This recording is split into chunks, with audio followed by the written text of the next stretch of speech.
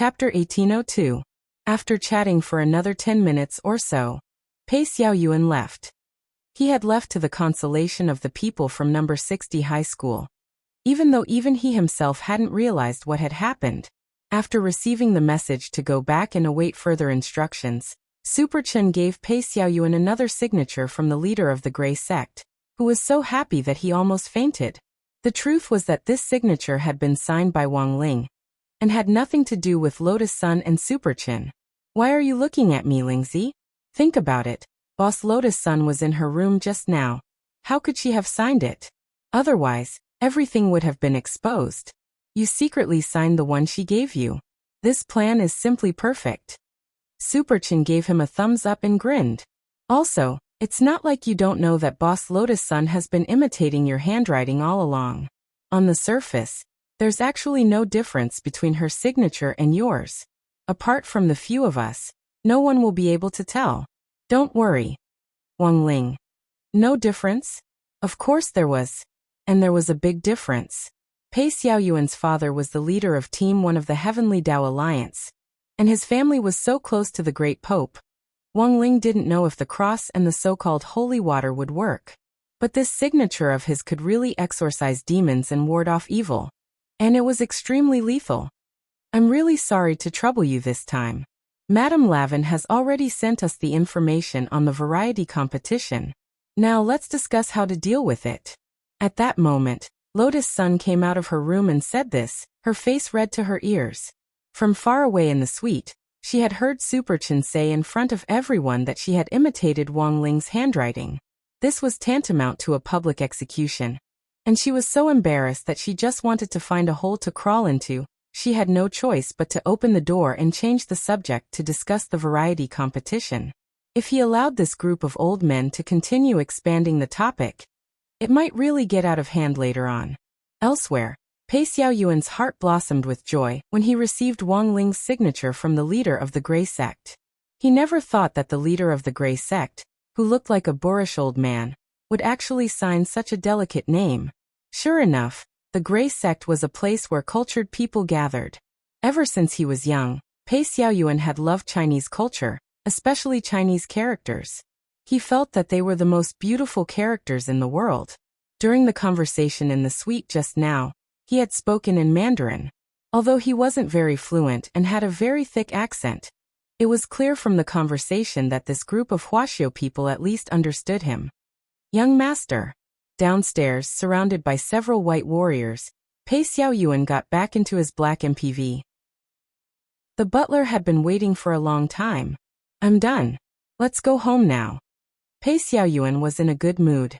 When he returned to the bungalow he lived in, he saw the pair of boots of the Great Pope at the entrance.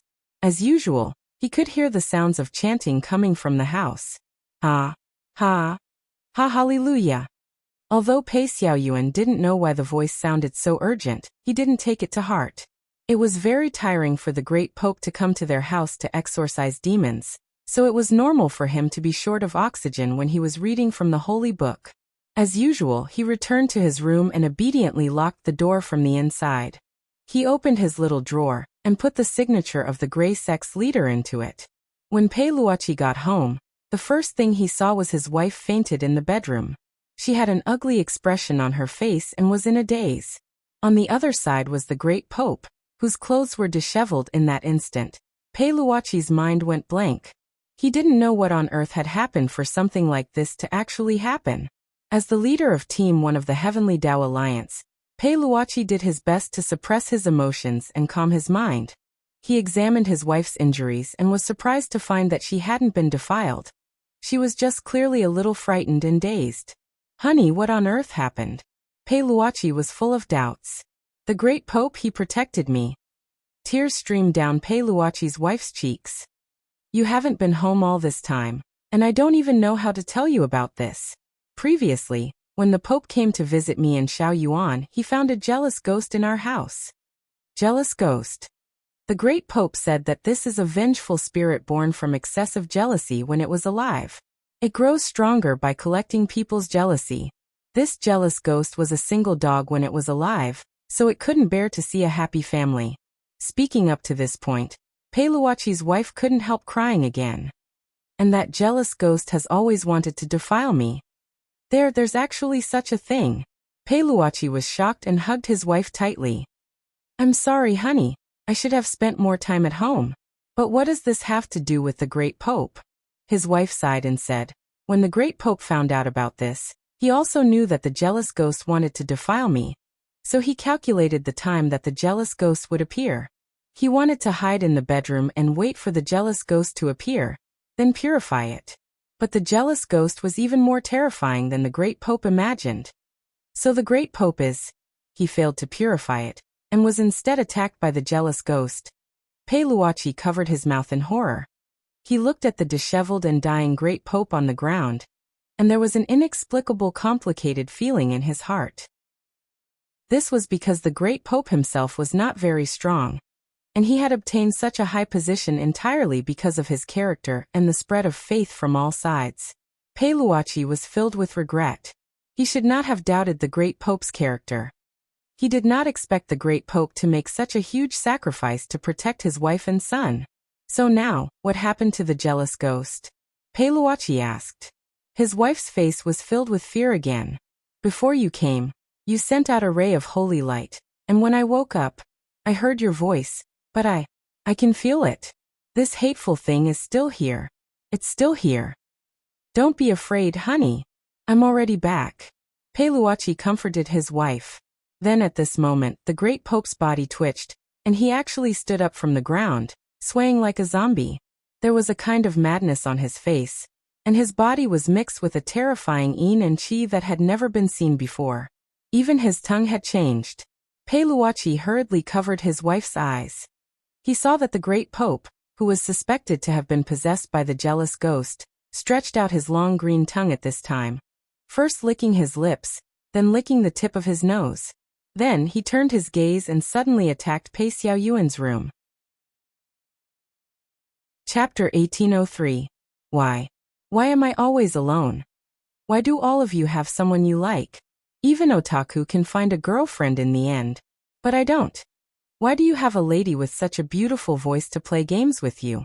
She can even help you win. Why do I have nothing? In the end, I can only enter this old man's body. The resentment of this jealous ghost was extremely strong.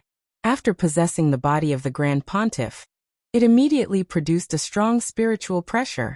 Pei Luochi knew that things were not going well, but at this moment, he could only protect his wife and share part of the spiritual pressure for her. Once he made a move, it would be easy for a loophole to appear, and his wife would be directly pressured by the jealousy ghost. However, if he continued to protect his wife, his son Pei Xiaoyuan would also be in great danger. Bang! Therefore, without hesitation, he held the heavenly spear in his hand, and fired a golden bullet at the great Pope's head. This was an immemorial bullet that was a mixture of immortal energy and spiritual energy. It was extremely powerful. According to Pei Luochi's expectations, this bullet would be enough to penetrate the jealousy ghost's head, but at the same time, the explosive power of the bullet would also destroy his house. His son Pei Xiaoyuan would also be hurt. However, in order to protect both of them, Pei Luochi had no other choice. However, what Pei Luochi did not expect was, this golden bullet did not penetrate the great Pope's head.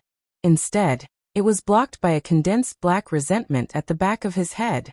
The powerful resentment energy surrounded the great Pope's body, emitting a green and black protective light. It was like an iron wall that wrapped around the great Pope. Don't worry about me. Go save our son, his wife urged, shaking Pei Luochi's arm with all her might. However, it was too late. How? Pei Luochi was shocked. Faced with his wife's urging, his mind went blank and he felt powerless. There was a loud bang. At this moment, the great Pope, who was possessed by the jealousy ghost, punched through the wall and appeared directly in front of Pei Xiaoyuan. His face was extremely ferocious, and his eyes emitted a faint green light. Pei Xiaoyuan was scared out of his wits. He was rooted to the ground and did not dare to move at all. This kind of pressure was beyond what a child could bear. Run! Pei Luochi was extremely anxious. He roared loudly. At this moment, the great Pope stretched out his long tongue, and was about to tie Pei Xiaoyuan up and lick him. However, in the next second, A beam of golden holy light suddenly appeared. This holy light reward was too sudden. It suddenly exploded from Pei Xiaoyuan's desk, and then the dazzling light immediately covered the entire room. Pei Luoqi couldn't see what was happening. There was a loud hum, and when he came back to his senses, the light of the holy light had already faded, leaving only the Pope lying on the ground with his eyes rolled back, smoke rising from his body. What was going on? Pei Luoqi was extremely shocked in his heart. The jealous ghost that possessed the Supreme Pontiff's body was shockingly powerful. Even his heavenly Tao spear, not even world-defying artifacts could penetrate it. In the end, the crisis was resolved by a sudden ray of holy light. So what exactly was this? Thinking back to when the holy light shone, Pei Luoqi clearly remembered that at the moment when the holy light shone, his eye power couldn't see through the holy light at all. He was an immortal sovereign. A ray of holy light that even he couldn't see clearly appeared in his house and saved his child. It's the Holy Mother. Pei Luoqi's wife shouted excitedly. Because of the excessive shock, her legs were still weak, so she crawled to Pei Xiaoyuan's side. Xiaoyuan? Xiaoyuan? Are you all right? She hugged Pei Xiaoyuan, who was also frightened to the point that his face was pale. The mother and son huddled in a corner, not speaking for a long time. In the end, Pei Luoqi was the first to react. He composed himself and walked toward the Supreme Pontiff, who was rolling his eyes. After confirming that the Supreme Pontiff had no signs of life, Pei Luoqi frowned. This is not good. The Supreme Pontiff is dead. The Supreme Pontiff is dead? His wife was stunned. Pei Luoqi sighed. Even if that ray of holy light was the Holy Mother's manifestation, the Supreme Pontiff died in our house. If this matter were to spread, it would directly affect the relationship between the Heavenly Tao Alliance and the Supreme Pontiff. Moreover, the Supreme Pontiff is an 8-star heavenly hound. I'm afraid we'll offend more than just the church. Let's move. His wife sobbed softly. There's no point in moving. Pei Luoqi shook his head. With the Heavenly Hound's intelligence network, even if we move, they will still know our location. Moreover, acting rashly now will only arouse suspicion. He sighed. Outside, he was the team leader of the Heavenly Tao Alliance's first team. But when he returned home, he was the family head that protected this small world. Facing his wife and child, Pei Luoqi had no other choice. He half-squatted down and hugged his wife and son, Pei Xiaoyuan. He comforted them. Next, our family will have to go through this together. I hope that you can trust me unconditionally. This is a hurdle and we have to get through it now.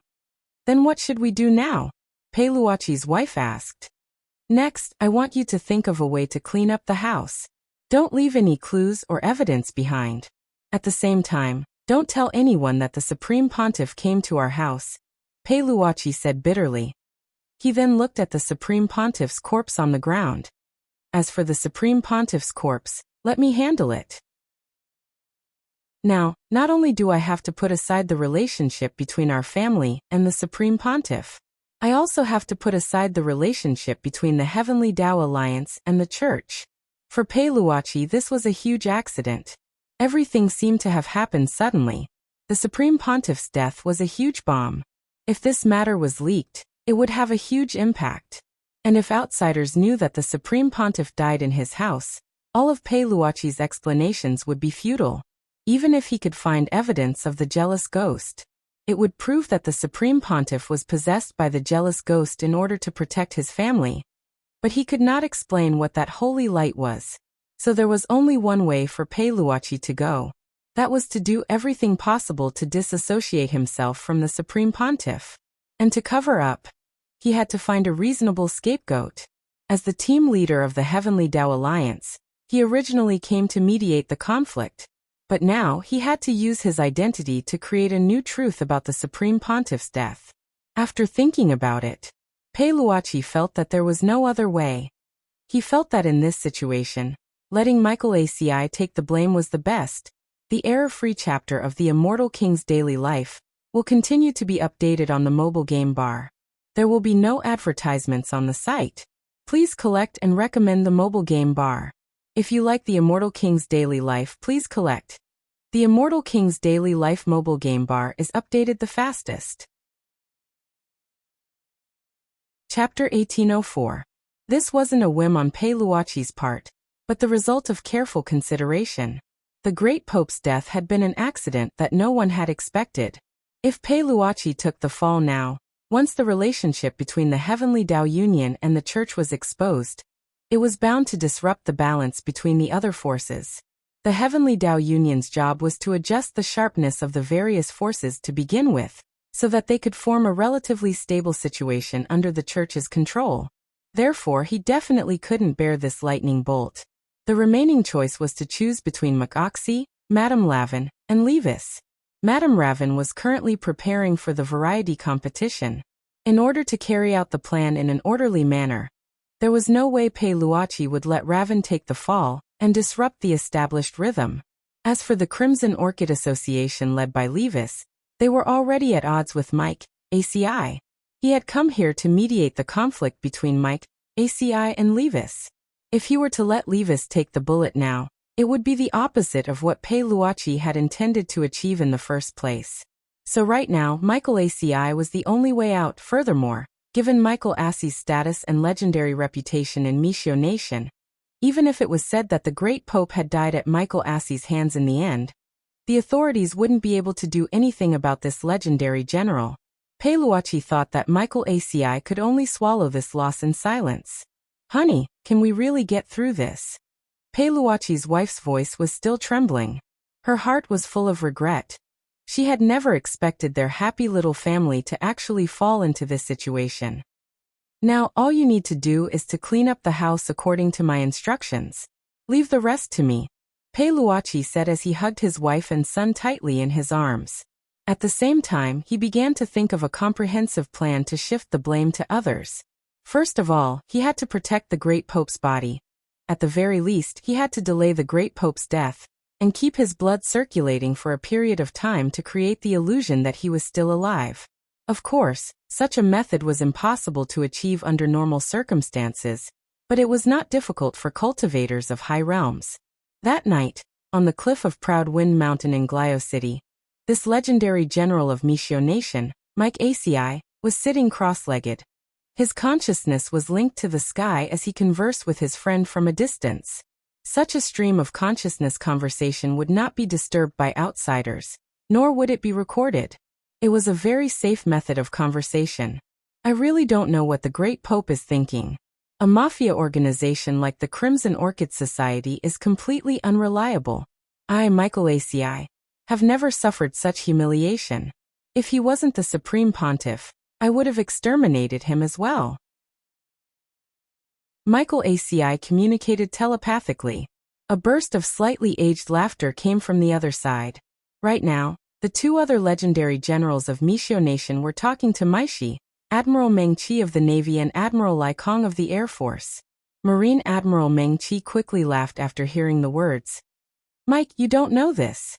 For the Crimson Orchid Association to be able to be so arrogant in a place like Glio City for so many years, they naturally had some connections with the Church.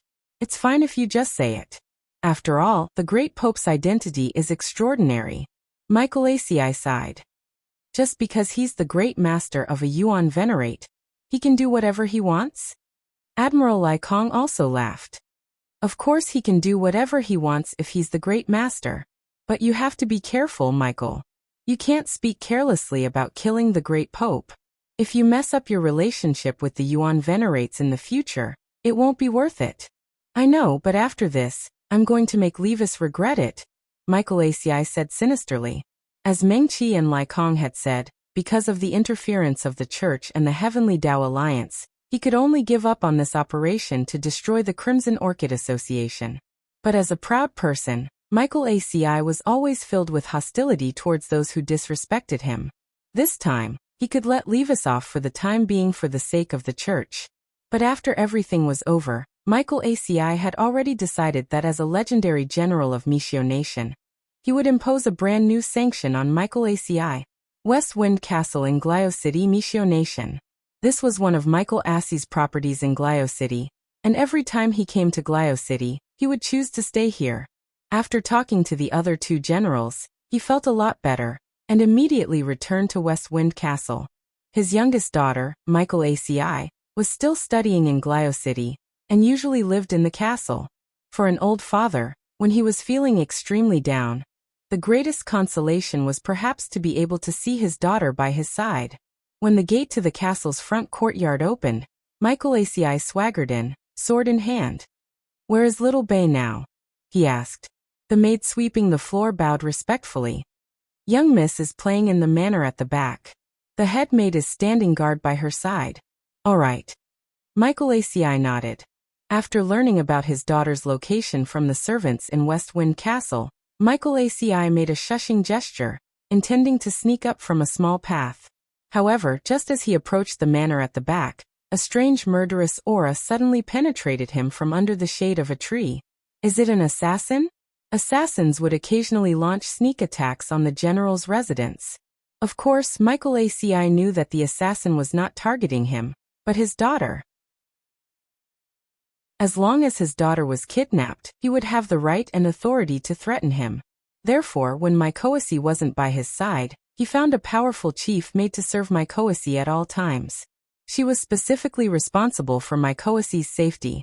That was why when Michael Aci felt the murderous aura, his first reaction was that the assassin hiding behind the tree was to harm Michael Aci while he was on his way back. "Little thing, your luck is too bad. You just happened to bump into me," Michael Aci sneered in his heart. Without the slightest hesitation, he pulled out his sword and aimed at the tree trunk. Swoosh! A large amount of blood spurted out from behind the tree trunk and splattered on the ground. After Mikoasi sheathed his sword, the assassin who was hiding behind the tree fell into a pool of blood. Michael Aci walked to the front of the tree expressionlessly, then turned the assassin over with his foot. When the assassin's face was revealed, Michael Aci's expression instantly changed. The Great Pontiff. The Great Pontiff? Why was he here? Michael's heart was filled with shock. He had just expressed his dissatisfaction with the Great Pontiff's decision to the other two generals, and had even said that he wanted to kill the Great Pontiff. Now the Great Pontiff had really died by his sword. If the Yuan Venerate knew about this, he would definitely be in deep trouble. Michael Aci broke out in a cold sweat. He did not know why the Great Pontiff would appear here. But judging from the current situation, the Great Pontiff had been killed by him. His general sword had a very special sword mark that could not be deceived. There's no other way. Michael Aci's mind was racing as he tried his best to think of a way to disassociate himself from the Great Pontiff. Then he thought of a very suitable candidate to take the blame, Levis. Chapter 1805. Making a move against the church was something that Mikoasi had never imagined. Although he had talked about killing the great pope in his conversations with his friends, what an adult said and what they truly thought were often not the same. Mikoasi was well aware of the stakes involved. His attitude toward the great pope was perhaps the same as his old father's. Perhaps it was because of his old age and the fact that the great pope's style tended to be more moderate, which was why he was very different from Mikoasi. Mikoasi was dissatisfied with the great pope, and would occasionally say malicious things like, "You old thing, are you going to die or not?" But when he actually met the great pope, he was still very respectful. This was because the great pope was the great master of Mishio's Yuan Venerate. He was loyal and devoted to his country, and followed the Yuan Venerate's lead. Although he was arrogant and conceited, he had never thought of usurping power. As a legendary general of Mishio Nation, Mikoasi considered himself to be very professional, but he had never thought that he would actually walk down this path today. He had actually mistaken the great pope for an assassin who had broken into his West Wind ancient castle residence, and stabbed him to death. Mikoasi, who had never crumbled even when facing hundreds of thousands of enemy troops, instantly panicked and didn't know how he should face all this. If it was confirmed that he had something to do with the great pope's death, even if it was found that he had accidentally killed the great pope, the Yuan Venerate didn't intend to hold him responsible. But he would become the focus of the people's condemnation, and all the good reputation he had built up in his native cultivation country over the years would go down the drain. Of course, this wasn't the most frightening thing. He was more worried about his daughter Mikoasi Abe. If something happened to him, his daughter would be implicated as well. Although the great pope's realm wasn't high, he still had a lot of loyal followers who he had built up over the years through faith. Abe. Don't worry. Dad absolutely won't let you be implicated. Moxie made up his mind at that moment. Sacrificing Levis was the only way now. He had no choice but to do so. At the same time, if Levis took the fall, he could legitimately dispatch troops to get rid of the Scarlet Orchid Association as well. When the time came, he could act first and report later, directly kill Levis and bury the truth. He would not give Levis any chance to defend himself. Therefore, the most urgent matter at hand was to treat the injuries on the Pope's body. The real cause of death could not be covered up, and that sword strike of his was probably the fatal wound on the Pope. The stab was very deep, and the shape was special. Only the general's sword could cause such a wound. That was why Moxie had to create the illusion that the High Pontiff was still alive. He had to use some means to stop the wound, repair the sword wound, and replenish the High Pontiff's blood, so that the blood could continue to flow through his body for a while. Although he would have to pay a huge price to forge such an illusion, in order to preserve the current situation and protect his daughter, he had no choice but to do it no matter how big the price was. At the same time in the backyard, Mike Abbé was sitting on a swing with a book in his hand. The headmaid looked in the direction of the cobblestone path and frowned slightly. The general is already here. Why isn't he here yet?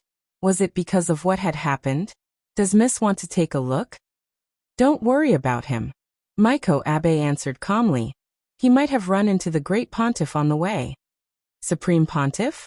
The Great Pontiff is here? Yes. Mike Abbé smiled. I saw the Great Pontiff coming here earlier, but he did not respond when I spoke to him. I only reminded him that my father would definitely pass through the cobblestone path to visit me today, so it would be best for the Great Pontiff to wait for him by the side.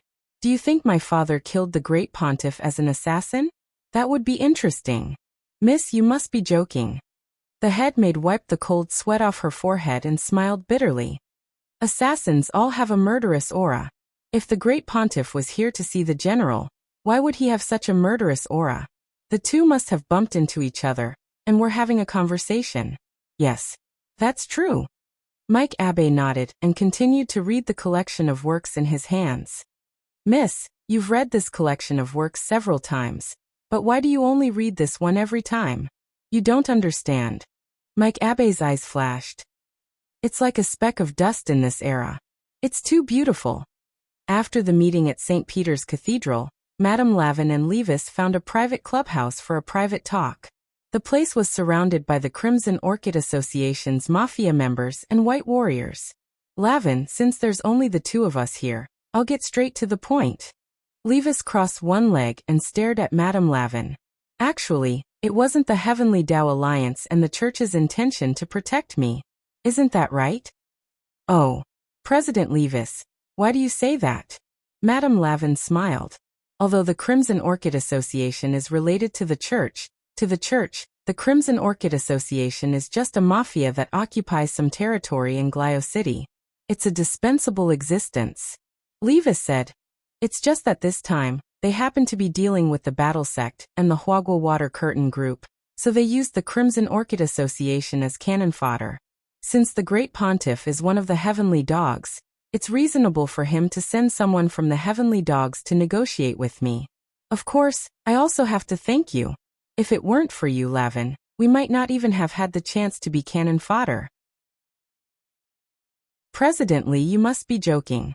This was just a stopgap measure. Seeing that she couldn't hide it anymore, Madame Lavin said bluntly, what benefits did the Church promise you when you mentioned this plan? Is it to directly take over my position as president after the deed is done? Levis laughed. Lavin, you've really made a good plan. If number 60 High from Huaxiao Nation loses this competition, not only will you not give up control of your Wall Wolf Cultivation supermarket, you'll also directly swallow up my Crimson Orchid Association. Hearing this, Madame Lavin continued to smile. But from what President Lee says, you don't seem to hate me too much? Of course I don't hate you. Instead, I have to thank Lavin. If it weren't for you, I'm afraid I wouldn't be able to see the sun rise tomorrow. Even if I hate you, I also hate the Church. We've worked together for so many years, but they didn't even give us a chance. If it weren't for you. At this point, Levis's eyes were red as he gnashed his teeth and said, If I had the chance, I really wanted to kill that old thing and stir up a reign of terror in St. Peter. Chapter 1806. It didn't feel good to be used as a chess piece. Ever since Levis became the president of the Crimson Orchid Association and started working with the church, he had imagined how the church would deal with him if they felt that he was useless one day. He thought that the church would be as kind as the Virgin Mary and talk about martial ethics, but he didn't expect that abandoning the entire Crimson Orchid Association was still the church's first choice when faced with related problems.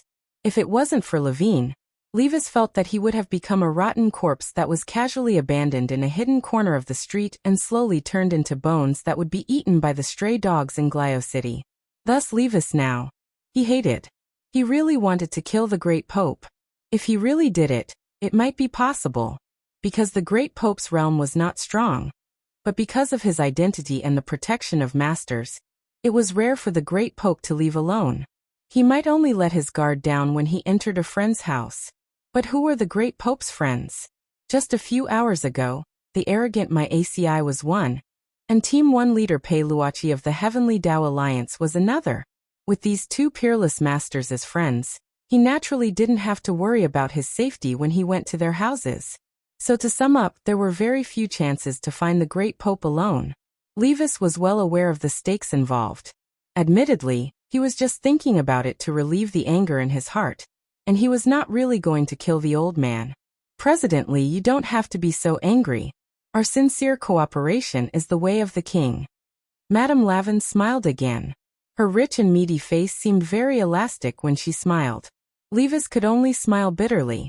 When he first saw Lavin, he felt that this woman who hid a dagger in her smile was not easy to deal with, but he didn't expect her to be so scheming.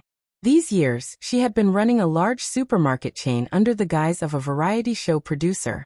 It seemed like she was doing legitimate business, but she was actually running a variety of illegal businesses. Levis looked at the white warriors who stood solemnly around him, and felt a deep sense of irony. Forget it. The current situation was not in his favor. He could only think of a way to make a concession first, and then come up with a long-term plan.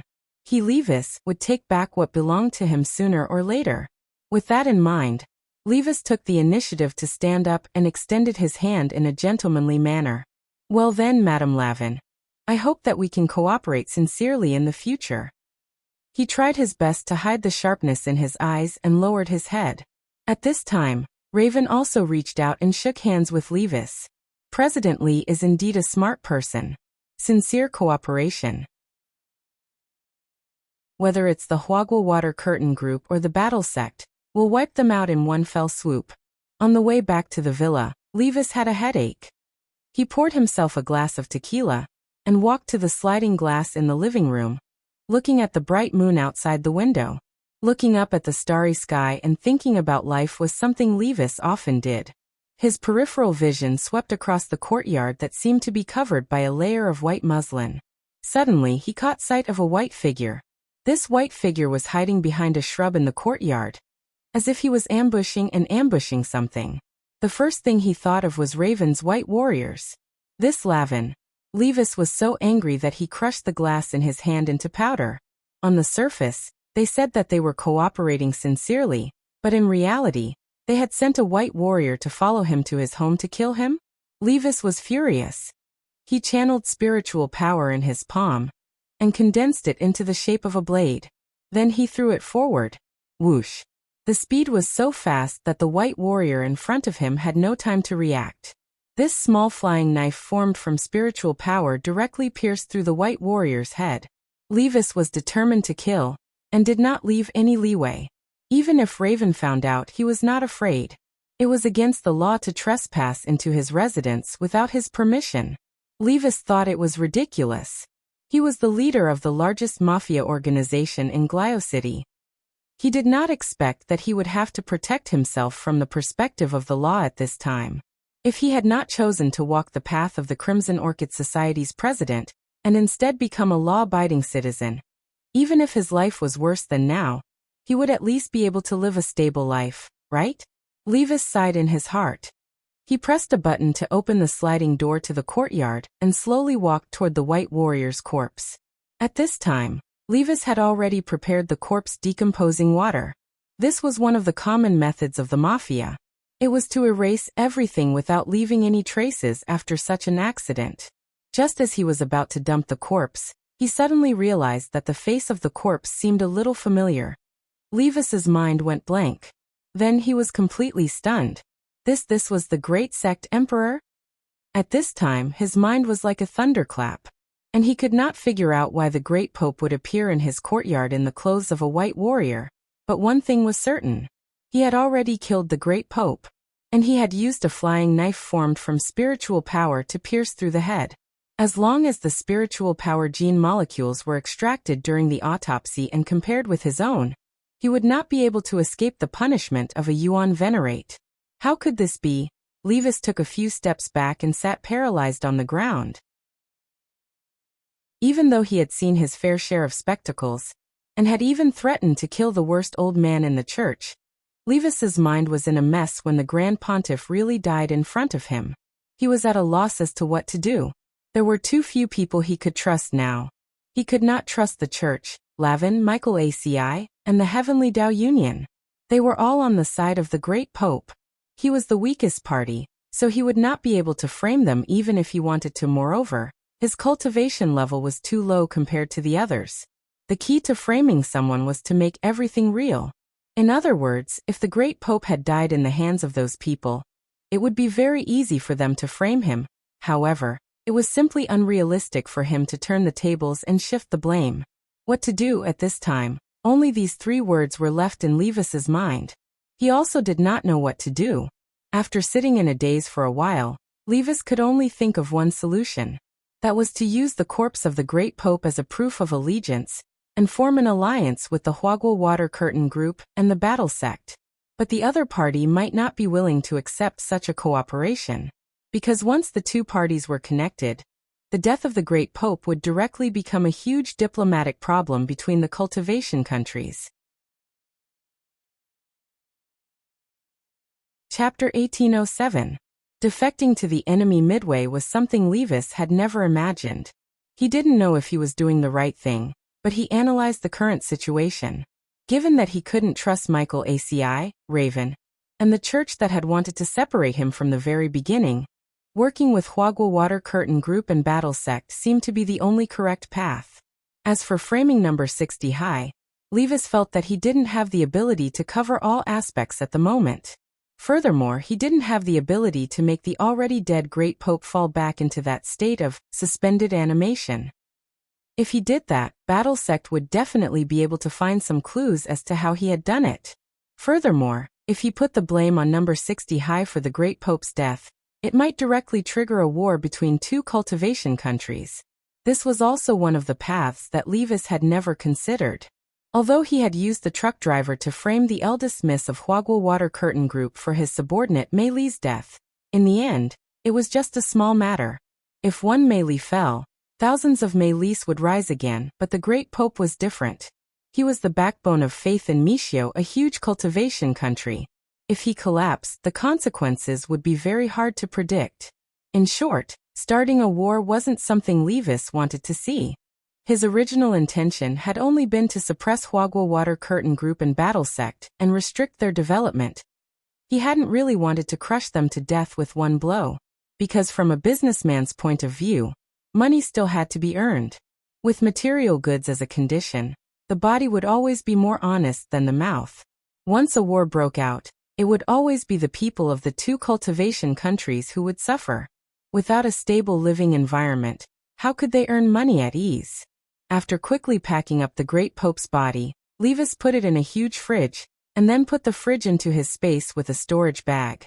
By the time he was done, it was already early in the morning. He could only talk to Lotus Sun now, so he had to go to number 60 High's hotel, and he had to do it under the cover of night. Otherwise, it would be too conspicuous to move a corpse on the road. Levis was in the car. He had just driven out of his villa when he saw through the rearview mirror that someone was actually chasing him at a very high speed. Who sent this person? Levis instantly became nervous. A very strong murderous aura. It spread all the way to the back of his neck. It made his hair stand on end.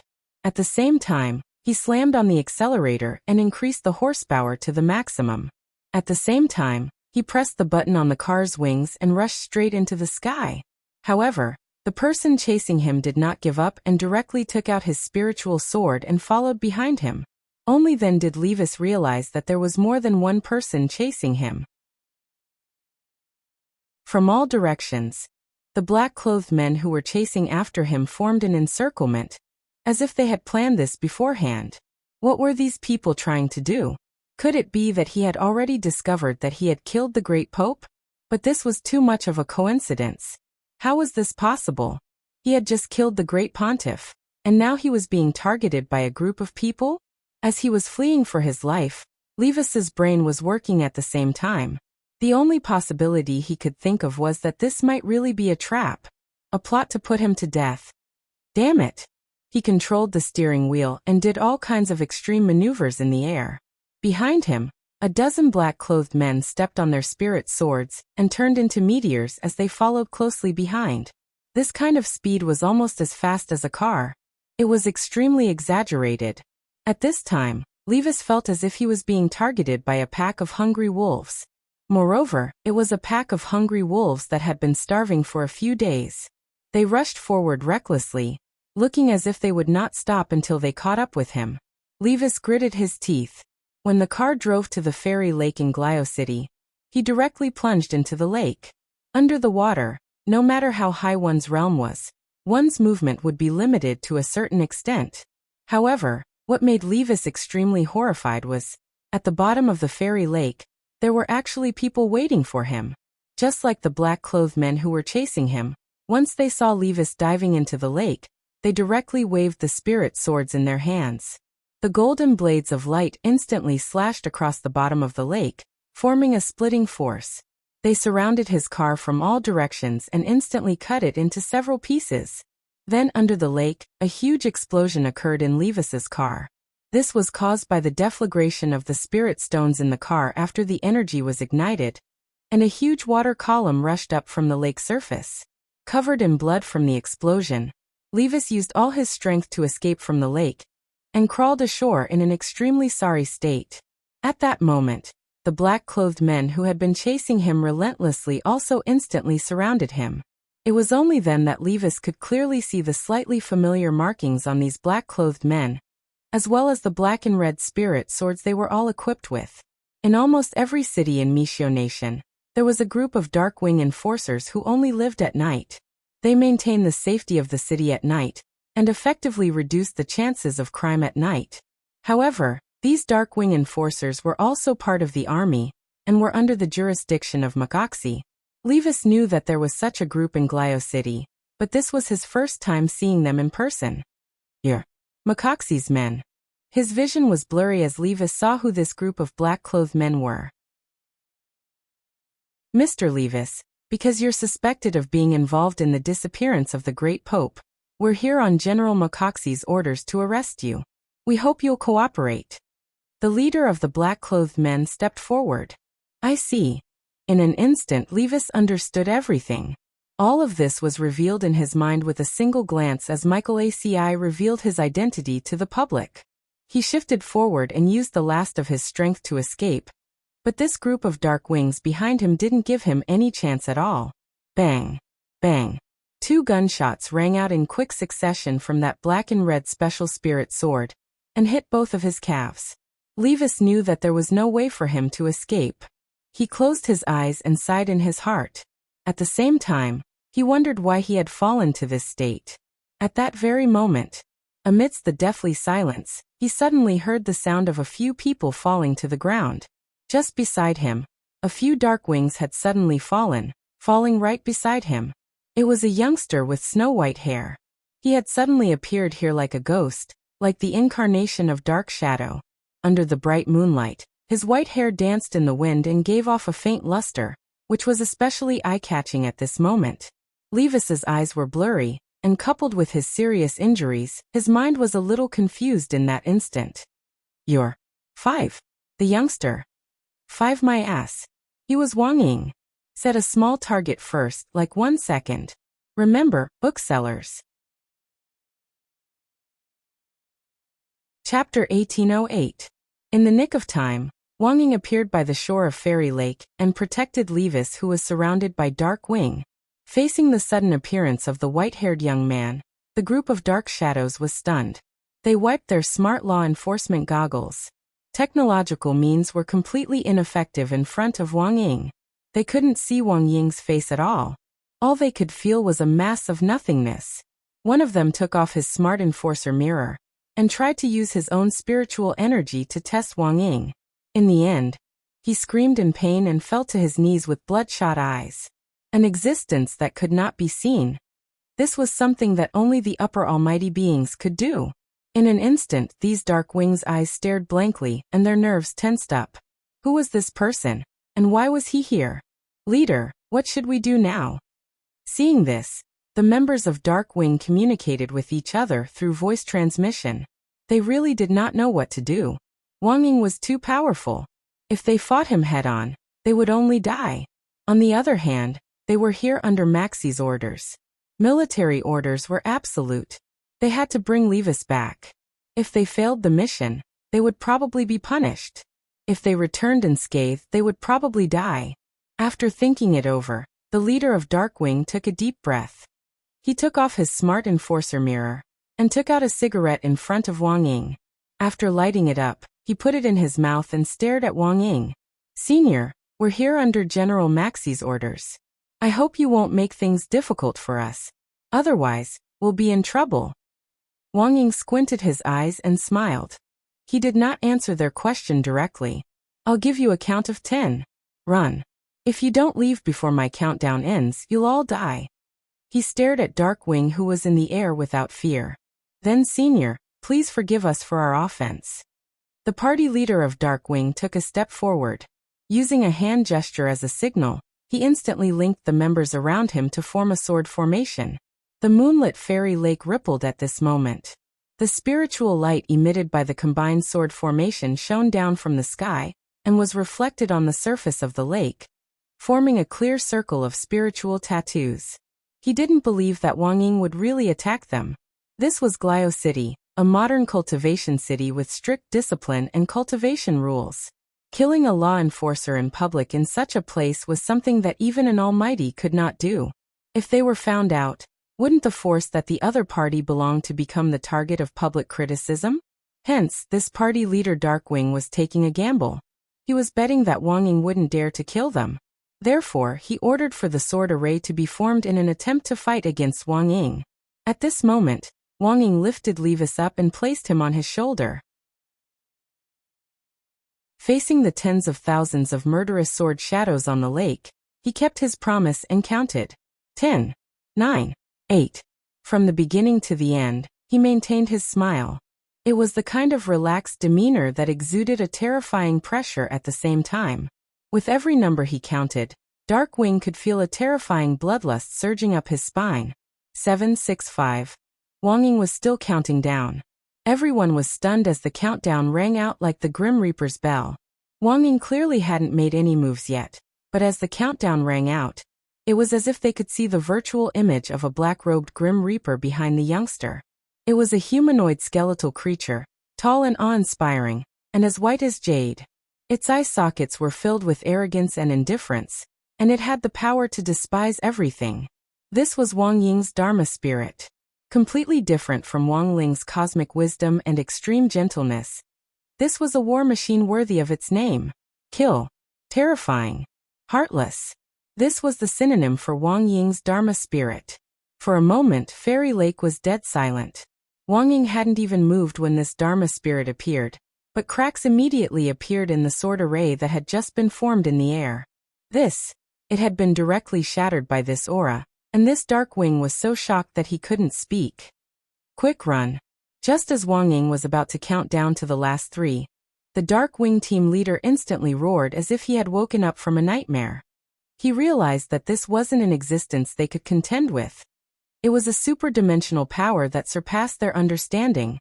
This resolute killing intent forced this Darkwing team leader to make the decision to retreat after Wang Ying counted down to 3. He would rather take the blame himself than watch his young teammates die with him. How boring. Wang Ying secretly snorted. He had thought that these people were tough, but he had still scared them off. But the truth was that even if he did make a move, he would be careful not to take their lives. Even if he accidentally beat them to the brink of death, he would still think of a way to save them. Seeing that everyone had retreated, Wang Ying teleported and brought them to a safe place in an instant. Right after that, he smacked Levis's butt. You wake up, stop pretending. Levis immediately opened his eyes. Wang Ying threw Levis down, and only then did Levis realize that he was at the top of the Star Tower. Thank you for saving me, Senior. He bowed to Wang Ying. While Wang Ying was confronting the group of Dark Wings, Levis realized that his wounds had all healed. Wang Ying had used a healing spell to heal them. This healing speed was faster than going to the hospital, and it required a large amount of spiritual energy to be used in a short period of time. But it was obvious that this spiritual energy was only a drop in the ocean for Wang Ying. It was not worth mentioning.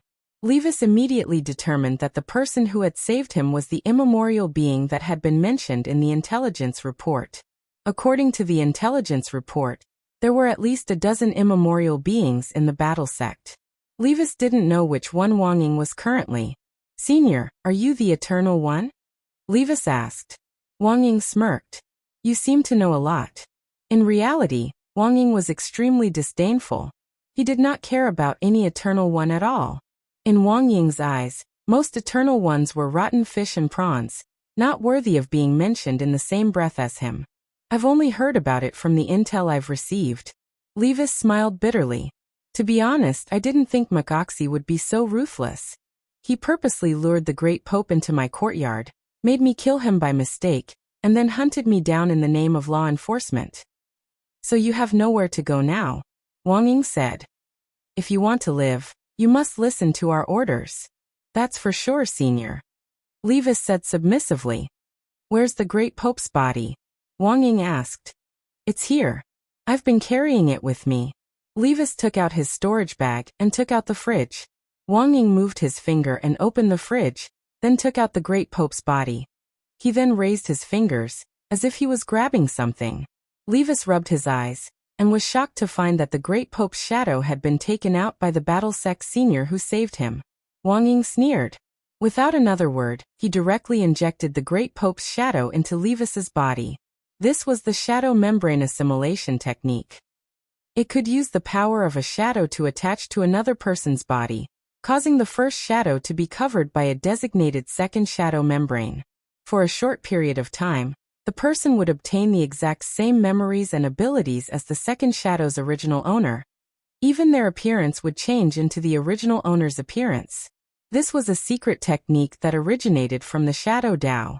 In the universe, other than the Wang siblings, there was currently no other method to distinguish between the real and the fake. At the same time, this was Wang Ying's plan. Right now he wanted to protect Levis. The best way was to turn him into the Great Pope, and reappear in front of the people who killed the Great Pope.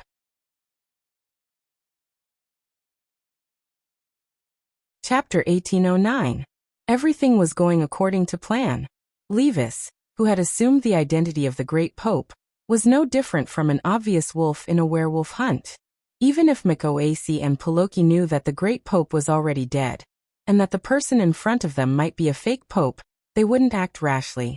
They would only secretly plot to verify the Great Pope's true identity. Unfortunately, given the current methods on Earth, there was no way to see through Wang Nuan's disguise under the shadow assimilation spell. Levis's shadow had already been surrounded by the Great Pope's shadow, and he had obtained all of the Great Pope's memories, while he himself was the Great Pope himself. His blood, fingerprints, and DNA data would all become a perfect match for the Great Pope, and there would be no mistakes at all. Do you know what you should do now? Wang Ying asked as she looked at Levis. This kind of disguise was already beyond Levis's imagination. Looking at this body that had been completely transformed by the shadow assimilation spell, and the memories that poured into his mind, Levis's face was first filled with astonishment, and then all his emotions turned into a kind of uncontrollable anger. He had inherited the Great Pope's will, and had even more so obtained all of the great Pope's original thoughts and thoughts. Not only did he know that the church planned to attack Huagua Water Curtain Group and Battle Sect, he also clearly understood the great Pope's attitude toward him. Now Levis knew everything. He knew that the church had indeed intended to abandon him from the beginning. Furthermore, because of Raven's persuasion, the church hadn't changed their initial strategy toward him. For the church, he was now just a useless pawn, and a pawn that knew too much. After using him, they had to destroy him once and for all. According to the church's original plan, after Raven completely took over Scarlet Orchid Association, they would take advantage of Levis's slack to get rid of him as well. That woman, she knew from the beginning that the great Pope still wanted to get rid of me. To think that she could even talk about sincere cooperation. Levis smiled bitterly. He felt disgusted at being so deeply deceived that his stomach churned and he retched. He had thought that his relationship with the church was unbreakable. But he had never thought that the white warriors that Raven had secretly formed over the years would form an unimaginable bond with the church. It was also this layer of fetters and deeper cooperation that caused the church to completely abandon him. Levis had been completely kept in the dark before, and had no idea about this at all. Now that he was the great Pope, the fog in front of his eyes instantly cleared up. He began to discuss the church, and hated the great Pope, Raven, Michael ACI and that heavenly Tao alliance that only knew how to smooth things over. Of course. What made him even more disgusted was Heavenly Dog who had been plotting behind the scenes. Even the great Pope was one of the leading members of the Tengu. The infiltration of this organization, and the influence it would bring in the future were immeasurable. At this moment, Levis looked at Wang Ying. Although he still could not see Wang Ying's face clearly, he knew that this senior from the Battle Sect was the last straw that he could tightly hold on to. Senior, don't worry. I will fully cooperate with you in the following operation. I have two of. Very well. Wang Ying nodded. Levis was still a smart person, which made him very satisfied. As the saying went, you might know a person for a long time, but not their heart. This shadow assimilation spell allowed Levis to completely understand the role of the church, and completely cut off the last bit of trust he had in the church. Wang Ying threw a phone to Levis. The phone was loaded with the Grey Church's exclusive app. It was an app that was enchanted, and would only appear when it passed through Levis's hands. If someone picked up Levis's phone or checked the contents, the app would automatically hide it and delete all the messages. Information cultivation spells were also one of the hottest topics this year. With the development of cultivation modernization, the development of information-based cultivation spells would also become a key link in the future. I understand, Senior. Levis took the phone and nodded. Also, you have been given a new ability, Wang Ying said. To ensure the smooth development of this intelligence mission, you can now read the thoughts of others as long as you come into contact with their shadows. Come into contact with their shadows? For example, in the middle of a conversation, find the right light and angle so that your shadow touches the shadow of the person you want to test. That way, you'll know that you'll be able to learn most of the information in their mind. You can do that. Levis was completely stupefied. Meanwhile, on the other side, the number 60 high team was still trying to understand the rules of the variety competition this time. Variety shows were meant to be fun and spoof. Usually they wouldn't really do anything to the guests, let alone kill them. But after hearing Lotus Sun's rules, everyone from number 60 high suddenly had a bad feeling. For example, in the escape segment in the first round, 6 people would be locked up in different rooms in pairs. Wang Muyu would also be locked up in an independent space in the center of the city, waiting to be rescued. According to the rules, the team that broke the shackles first and found the 3 keys corresponding to the 3 rooms to rescue the little friends in the center of the city would win. Wang Ling understood this principle. But for some reason, the more he listened, the more it sounded like a magically modified version of Saw. Was it true that people were locked up to escape? Did they have to cut off their arms and legs? Wang Ling felt that this was a little too exaggerated. But given the current situation, they had to participate in the variety competition, so how to split them up was a problem. How about this? I'll split up with Old Gua, Feng Xing and classmate Li Yuwei. Let's split Lingzi with Boss Sun. Superchin suggested at that moment. In his view, this was a flawless grouping plan. Their original purpose in coming to Glio City had been to help out. Thus, they hadn't forgotten their original mission. Lotus Sun hadn't expected Superchin to actually be so awesome, and was instantly moved to tears. Superchin gave Lotus Sun a thumbs up, then patted his chest to tell her that he hadn't forgotten his original intentions. Wang Ling saw all of this simple body language, and knew very well what it meant. But this kind of grouping was still a little unstable for Wang Ling. After all, this meant that the strongest people would be grouped into one group. He and Lotus Sun were both very strong. With Feng Xing taking care of Li Yue, they naturally didn't have to worry about escaping. It was just Superchun and Hirogua. One had a blessed mouth and the other had many uncles. Who knew what kind of trouble these two would come up with together? Chapter 1810. A mysterious senior had protected Levis, and the entire Darkwing Brigade was heavily injured. This was the latest news Maiko ACI received at dawn. Originally, the Darkwing Brigade that he had assigned to capture Levis had been carefully selected by McOxy. Every single one of them was a talent. In the end, under the protection of a mysterious senior, the entire Darkwing Brigade's operation was thwarted. Wang Ying, on the other hand, felt wronged because he really did not make a move. If he had, none of the Darkwing Brigade members would have returned alive. Unfortunately, even if he did not make a move, the Darkwing Brigade members were still injured, and all of them were bruised. As for the most heavily injured person, it was the Darkwing leader, who was lying on a stretcher with several broken ribs. General, it's your subordinate's fault," he said weakly, his face pale. Maiko ACI could tell that this was not an act, but a real injury. "There's no need to say anything." Maikoasi returned the gesture and held his hand. He was touched by the fact that these Darkwing members were putting their lives on the line. He could guess that the person who protected Levis was someone sent by the battle sect, and it was most likely an ancient one. In the face of a battle that was impossible to win, this party leader Darkwing still took the lead and led his brothers to charge forward in unison. Although Makosai did not witness the scene at that time, he still felt extremely moved when he imagined it. Facing this group of warriors, he naturally could not criticize them. "Rest in peace and recuperate. I understand the situation," Maiko ACI said. Although he was usually strict, he was kind to his subordinates. As long as they tried their best, he would not make things difficult for them. Although what he did not know was that after Wang Ying left with Levis, this group of Darkwing squad had beaten each other to the point of crippling themselves. If it was not for that, the Darkwing Brigade leader felt that he would not have survived this ordeal. After sending off the Darkwing Brigade, Maiko ACI's expression was solemn for a long time.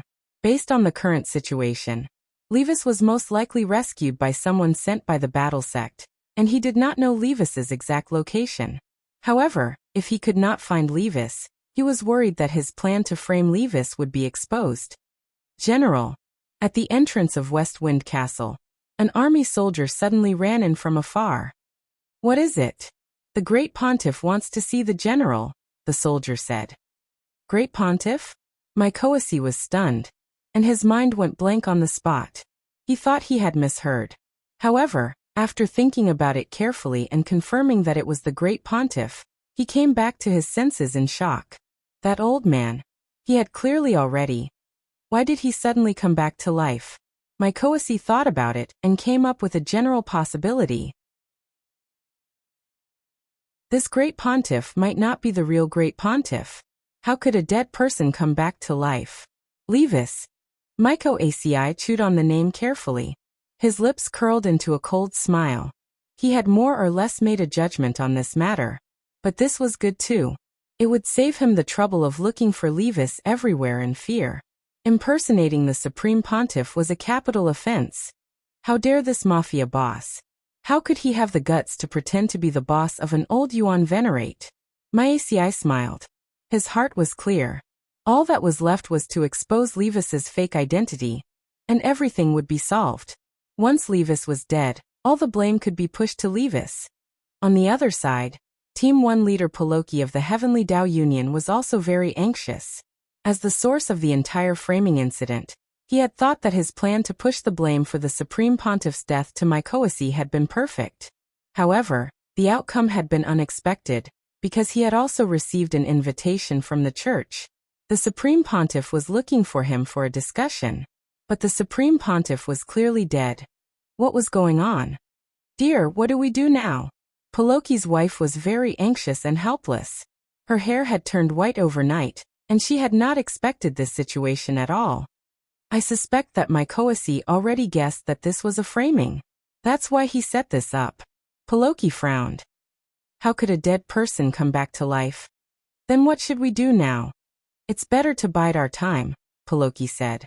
"If I'm not wrong, this Supreme Pontiff is a fake one. It's very likely that Mycoisi found someone to impersonate him. He wants to test our reaction.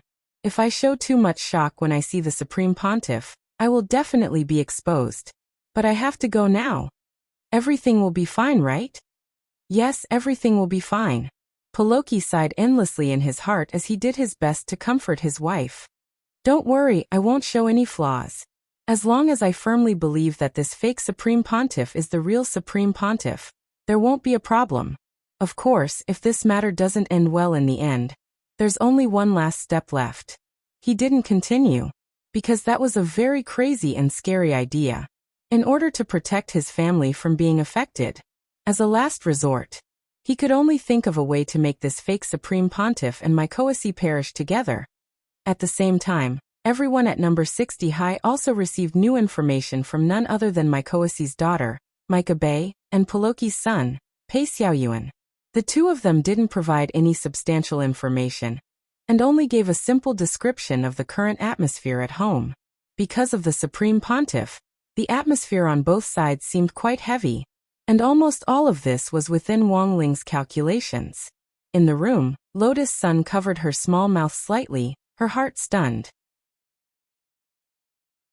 She had thought that she already had a comprehensive understanding of this teenager, but after this incident, she felt that her understanding of Wang Ling had been renewed once again. It really wouldn't be an exaggeration to call Wang Ling Director Wang tonight. Now the forces that had joined forces to deal with them in Banglio City were starting to suspect and bite each other. Although they didn't know what the final outcome would be, it would be too difficult for the other side to split their attention to deal with Huagua Water Curtain Group and Battle Sect, while they were busy with their own affairs. If the hearts of the people weren't united, even if a plan was forcibly drawn up, it would definitely be full of loopholes. In fact, even Wang Ling himself hadn't expected that with just a few arrangements, the other side's rhythm would be completely disrupted. So compared with these extremely weak forces, what gave Wang Ling a bigger headache now was the upcoming variety competition. After all, in the first round, he and Lotus Sunday, they would be locked up together. Chapter 1811. That morning, Lavin sent a group message to Mike Axie, Pei Luochi, and Leaves on WeChat to briefly explain today's arrangements. In the end, it was as if the two of them had disappeared, and didn't reply to her. But the plan still had to go ahead. Not replying for the time being didn't mean that Lavin would stop the rest of the plan. Every segment of the variety show challenge competition this time was a test of humanity. She wanted to make public the ugliness of those people from number 60 High, and more importantly, the ugliness of the eldest miss of Huagua Water Curtain Group. She didn't know what on earth had happened to Mike Axie, Pei Luochi and Leaves, but early in the morning, the other representative of the Heavenly Tao Alliance, Jiu Yun, who was to play the role of a primary school student in this variety show challenge competition, punctually appeared in front of Lady Lavin, followed by a group of white warriors. Jiu Yun wasn't very tall. It was said that his body had stopped growing, because he cultivated a special technique. He looked like a child, but was in fact already an old monster. When he stood up, he was about the same height as Wang Muyu. He wore a black one-piece work outfit, had long light blonde hair, and even had earrings in his ears. His eyes were bright, and from a distance he looked like a little girl. "Lord Jiu Yun, I've been waiting for you for a long time." Lady Lavin stood up and warmly shook his hand. Jiu Yun looked at Madame Lavin's hand with disinterest. In the end, she only extended her index finger, and touched her finger symbolically. She had quite the personality. "When will the operation begin?" Jiuyin didn't say much, and asked directly. Very soon, Lord Jiuyin. But before that, you need to change your image a little. To be honest, you don't look like a child at all. Lavin smiled. Lord Jiuyin is playing the role of a primary school student this time, so his overall temperament is more like one. I've already prepared the props and school uniform for Lord Jiuyin. I hope Lord Jiuyin can take off your accessories and hide your tattoo. Your hair. Don't touch my hair. Jiuyin looked at Lavin and said firmly. Oh, I won't touch your hair. Lavin had no choice but to agree. Lord Jiuyin, do you have any other instructions? Jiuyin lowered her small head and pondered for a moment. Then she raised her head and looked at Lavin. If I can't control myself during the challenge and make a killing move, you'll take care of it later, right? This naturally. Lavin nodded her head. However, I hope that Lord Jiuyin can control himself as much as possible. You can injure him, but you must not kill him. I can only do my best. Jiuyin said. I'm acting as an elementary school student, but I'm not really an elementary school student. That kid at number 60 high is a proper primary school student. I hate brats the most. If that brat attacks me, I really won't be able to hold myself back. Before coming here, Jiuyin had already gone through the information on everyone from number 60 high in detail. They were just a few foundation establishment students, and didn't look like they were worth paying attention to. In particular, Wang Muyu was taking part in the competition with a 6-year-old child. In Jiuyun's opinion, Wang Muyu was simply a burden to everyone at number 60 high. Apart from that Miss Sun, there was nothing worth paying attention to at all in the data. Jiuyun also didn't know why so many experts had died at number 60 high. It was Wang Ling's first time participating in the recording of a variety show. Early in the morning, thanks to Wicked GPS, they smoothly arrived at the agreed filming location. This was a large sports center in Griot City, which was only used for large-scale national cultivation sports events. Previously, it had often been requisitioned by Griot City's local cultivation troops as a military demonstration and training ground. But now, Lavin had actually requisitioned this vast piece of land for the recording of a variety show, and had even remodeled the interior. One couldn't help but sigh at Lavin's strength and methods. This large sports center had been built in a desolate part of Griot City. Originally, there had been a tall mountain here, and the entire gymnasium had been built against the mountain. The inside of the mountain had been directly hollowed out to make room for the gymnasium. The key was that the exterior structure of the mountain had been preserved as a whole through the technical excavation, and the spirit veins under the mountain hadn't been destroyed. Even a spirit gathering array didn't need to be drawn. This was a natural place for cultivation and seclusion. For the recording of the variety show this time, Lavin had once again invested heavily in remodeling the interior structure of the sports center. When Wang Ling's group arrived, they saw a lot of program staff gathered together, and the photography team was remotely testing whether the camera balls were working properly. It was such a huge lineup that Wang Ling felt a little uncomfortable. Although he could wear a mask throughout the recording of the variety show this time, and didn't need to show his face in front of so many people, Wang Ling still felt like his social phobia was acting up faintly. He didn't know if there were other people like him. As long as there were a lot of people around, their minds would involuntarily start to blank out, and they wouldn't know what to do or say next. It was like they were detached from the world and didn't fit in. Fortunately, this process didn't last long, and by the time they entered the studio, Wang Ling's symptoms had eased a lot. The staff were mainly gathered in the temporary shed outside. After entering the remodeled studio, there were not so many people following the people who participated in the recording. They were surrounded by flying photography balls, recording the situation inside from 360 degrees without any blind spots. After waiting for less than a few minutes, Wang Ling saw number 60 high's opponents from another entrance. There were also 6 people leading a primary school student who was about the same height as Wang Muyu, and they directly entered the studio. Each of them was wearing a turbine mask. Are they the 6 prodigies from Glio? Super Chen's expression was slightly surprised under the mask with the number 60 high logo on it. Whirlpool Emperor High School is the number 1 high school in Glio. The 6 prodigies this time are all from here. As an old intelligence expert, Hirogwa had already inquired about these 6 prodigies. They're all grade 1 students like us, but they've already reached the golden core stage. All of them are golden core cultivators? That's so unfair. It's just that they have an advantage in terms of realm. There's almost no actual battle in the preparation part of the program. It's more of a test of teamwork, Hirogwa said. In fact, he himself wasn't very confident.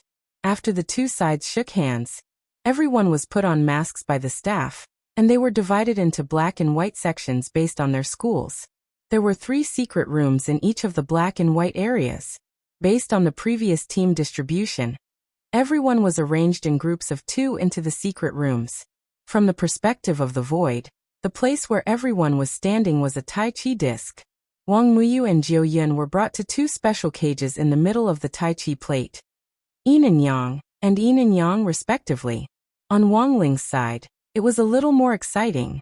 When he clearly heard the heavy stone door of the secret room close, the only sound left in the room was the sound of his and Lotus Sun's breathing in the darkness. In this quiet environment, even the sound of their breathing was particularly clear. It was really too clear. Wang Ling could even clearly count her heartbeat. Chapter 1812. Wang Ling and Lotus Sun were locked up in a square secret room that was 80 feet long and wide. Super Chun and Hirogwa were in one group, while Li Yue and Fang Xing were in the other, and they were also locked up. At this moment, everyone was facing the same problem. He realized that both his and Lotus Sun's hands had been shackled in special shackles, and it would have been very difficult for a normal Foundation establishment cultivator to pry them open. He and Lotus Sun's shackles were the same. One end was connected to him, while the other was connected to Lotus Sun's hand after winding around the giant stone lock at the very front of the secret chamber. The key to unlock the shackles was behind the stone lock. That was a very extreme position. If one person moved closer to the key, the shackles would retract towards the other person, and finally hit the soft needles on the back wall. These soft needles all had paralyzing venom. Once they were hit, it meant that they would lose a member of their team for at least the next 2 to 3 rounds. It might even become a breakthrough point. Of course, it was not that there was no way to ensure everyone's survival. There was a small saw at a place where the 2 of them could reach, but it was impossible to cut the chain with just a small saw, unless one of them was sacrificed to cut off their hands. Wang Ling could tell that this was the plot of Saw.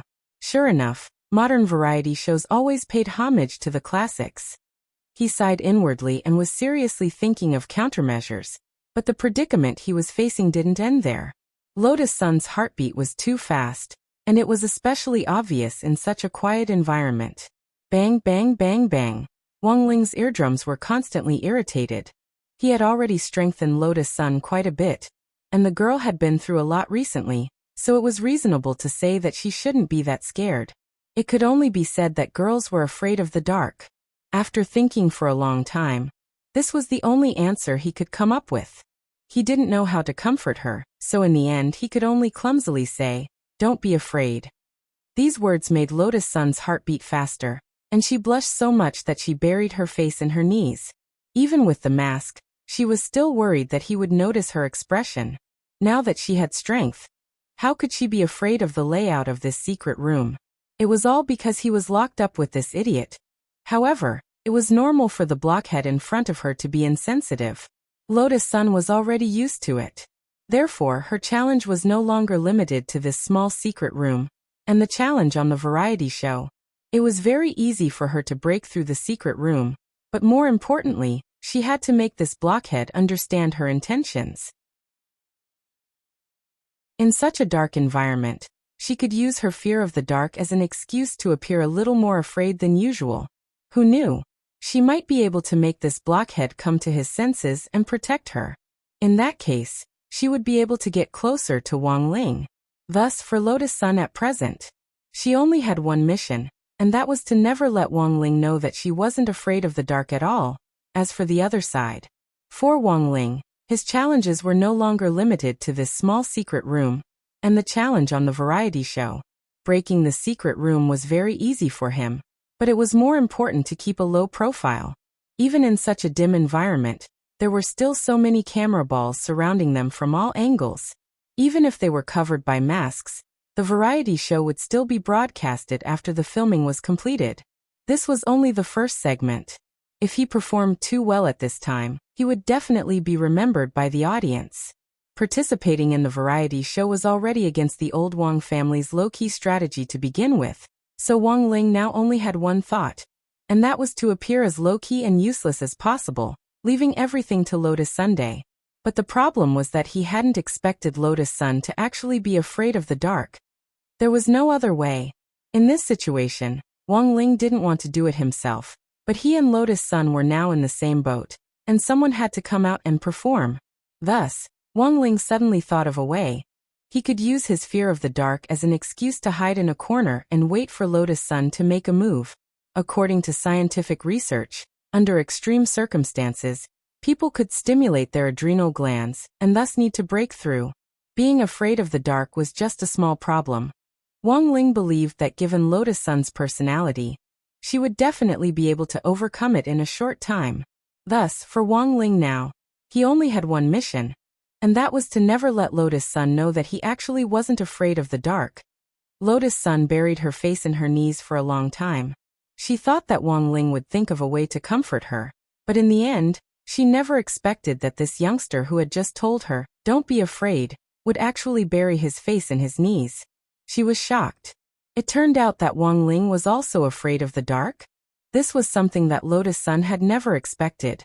But Wang Ling with his face buried in his knees was really cute. Out of the corner of her eye, Lotus Sun sized up the youngster who was in the same position as her, and her thoughts ran wild. She suddenly felt, in such a dark environment, staying with Wang Ling like this also seemed pretty good. It was impossible to struggle. She was now chained to a chain by Wang Ling. Perhaps her warmth and thoughts could be transmitted directly to this youngster's heart through this chain.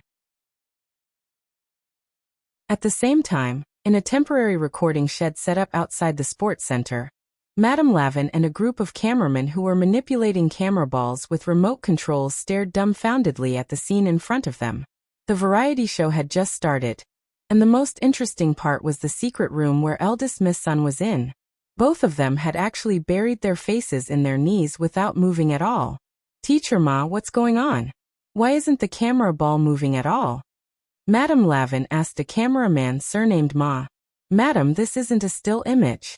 Instead, those two really aren't moving at all." "Maybe they're afraid of the dark?" This cameraman smiled bitterly.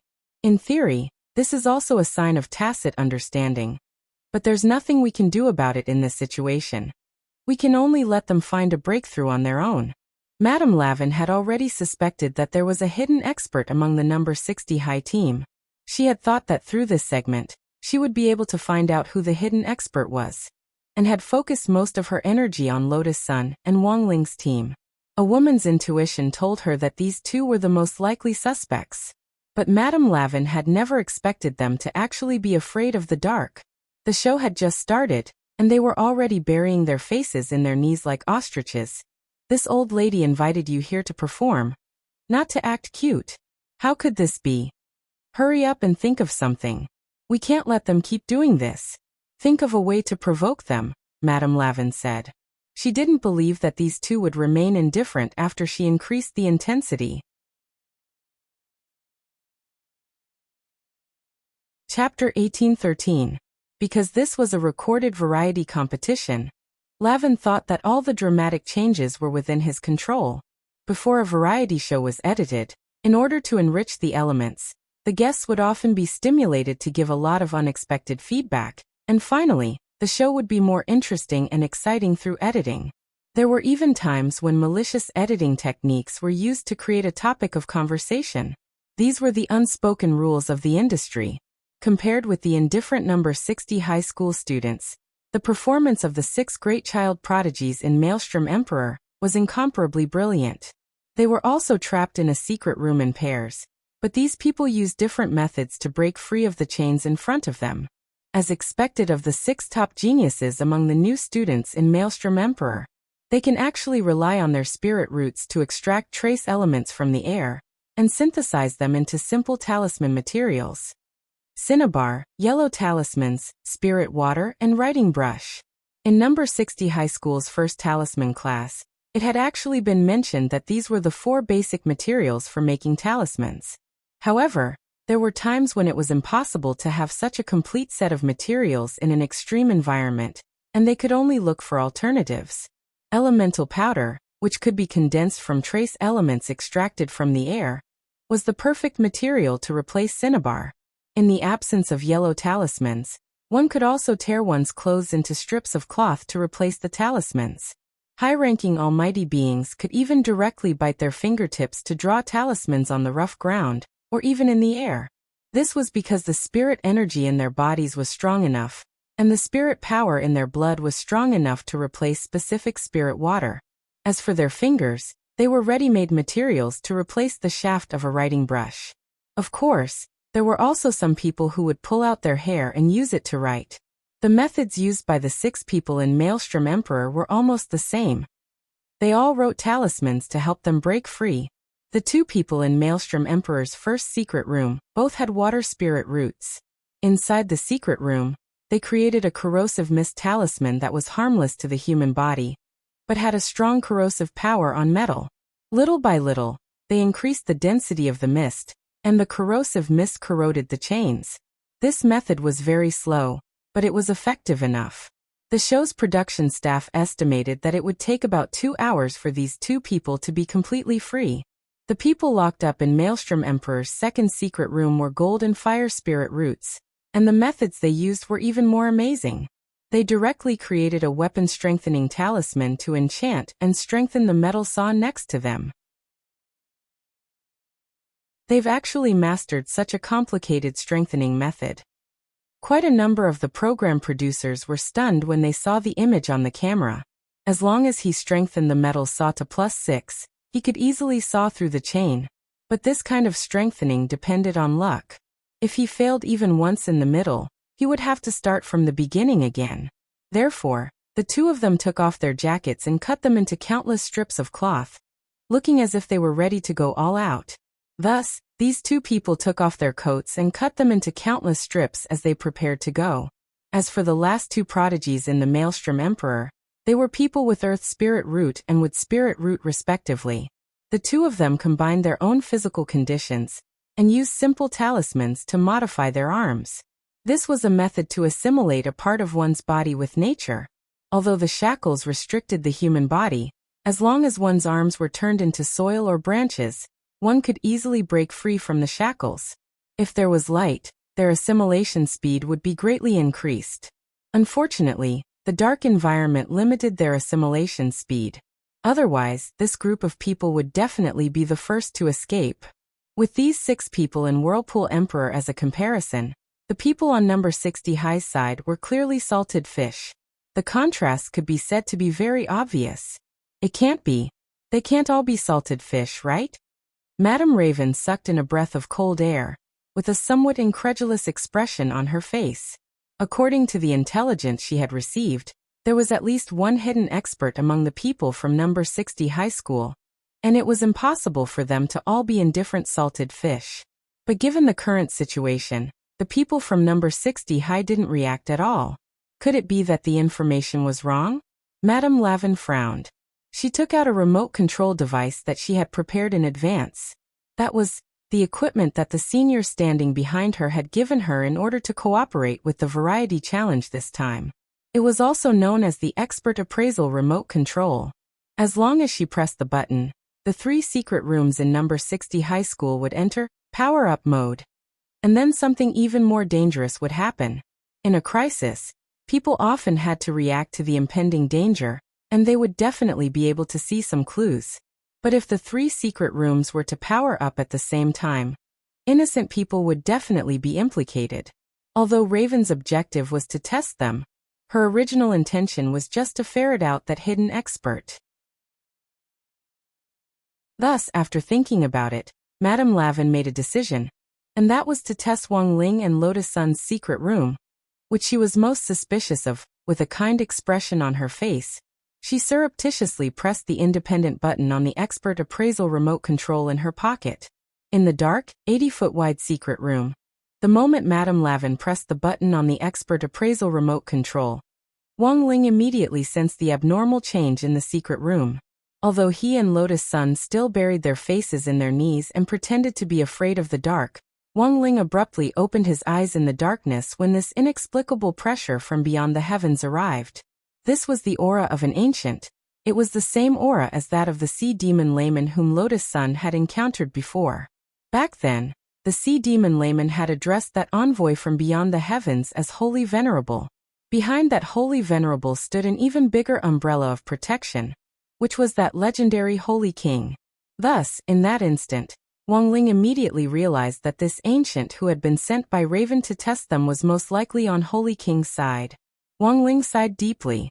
He hadn't wanted to make a move at first, but this expert appraisal remote control was really a little difficult. And most importantly, this ancient was much more powerful than that sea demon layman whom Wang Ling had sent to deal with Lotus Sun previously. If Lotus Sun were to deal with this, it might be a little out of line. What kind of ancient being was this? It was a snow-white skeleton in a black cloak. Its eyes were hollow and deep, as if they could suck people into an exiled era, and it was much more powerful than Li Xian and Zhang Ziqin. This was an ancient with an immortal body. Wang Ling judged that this ancient wasn't human, but a member of the undead race, a rare race that had once appeared in the universe. Judging from the aura this snow-white skeleton gave off, it was very likely that this person was a king of the undead race. And so, in the darkness, this new Eternal One appeared in front of Wang Ling. Almost immediately, Wang Ling snapped his fingers. Time froze in the entire universe at the same time. Only he and this king of the undead race could move. Then he patted the dust off his butt, stood up from the ground, and stood in front of Lotus Sunday. It's you? It was obvious that this ancient of the undead race was a little surprised. It had never expected Wang Ling to be the person who had been hiding all this time.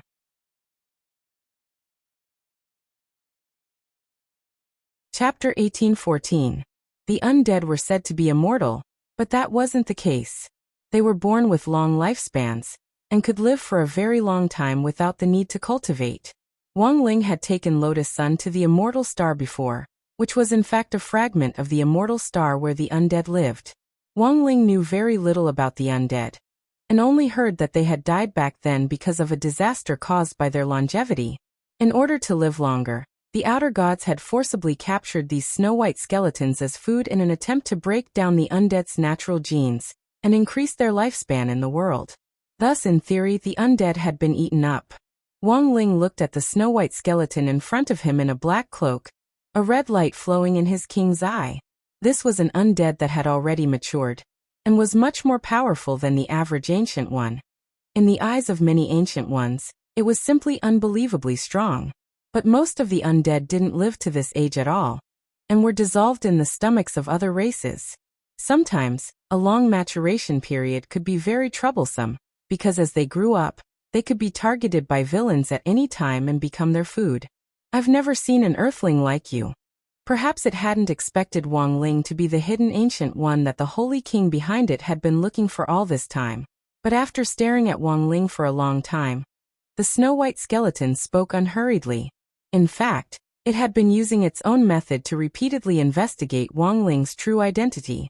In the end, when it discovered that the youngster in front of it really was just a standard earthling, the astonishment that hadn't stirred up the slightest ripple for thousands of years suddenly shook the calm lake in its heart. Not only was he an earthling, he was also a terrifying one.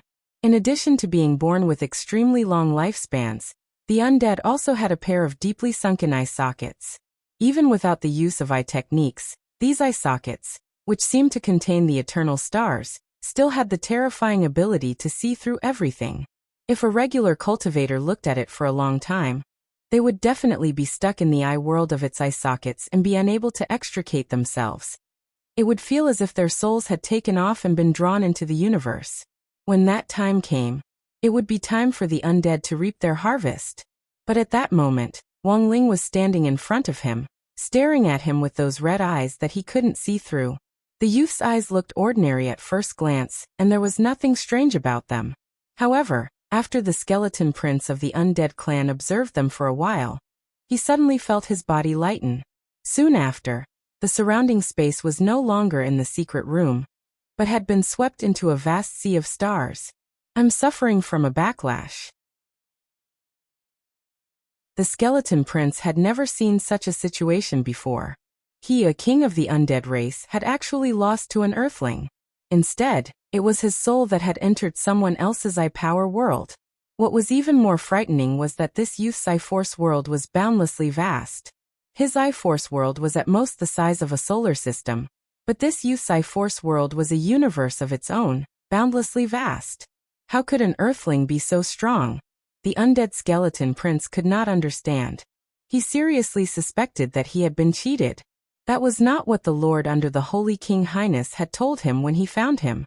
He only said that it was very likely that there was a hidden Ancient One in number 60 High's team, and that Wang Ling needed to find out. But given the current situation, how was this a test? He was about to lose his life. This was his first instinct as the undead prince, and he immediately sensed that Wang Ling was a very dangerous existence. But as a prince of the undead, he still had that last bit of stubborn dignity. Even though he knew that he couldn't beat Wang Ling, he still had to fight back.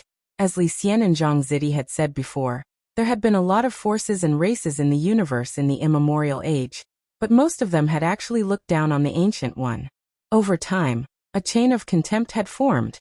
Like the undead, they had been despised by the old ones, and had even been reduced to food for the outer gods. In the immemorial age, they had carried out the Undead Are Precious movement every day, shouting slogans to protest against discrimination and suppression. In the end, they had turned around and inflicted the old one's rudeness on the rest of the races. It was said that time was a cycle.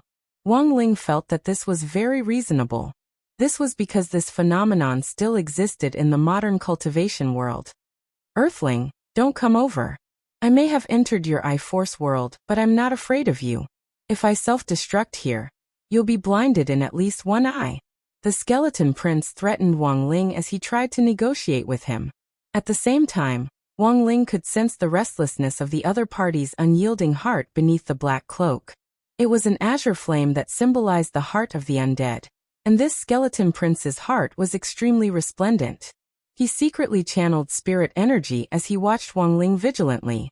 A few seconds later, a prayer bead strung together from several small skulls suddenly flew out from under his black cloak. In an instant, the godly might of the skull prayer bead erupted, and spirit energy surged as it swallowed up all the starlight in the sky. Like a gluttonous snake that had suddenly invaded this world, the powerful spirit power sucked countless stars into its body. Boom. The moment the skull prayer bead erupted, it produced an extremely terrifying power of disillusionment, and opened up an immortal small world, which was like a small island isolated from the rest of the world in Wang Ling's I-Force world. Wang Ling nodded to himself.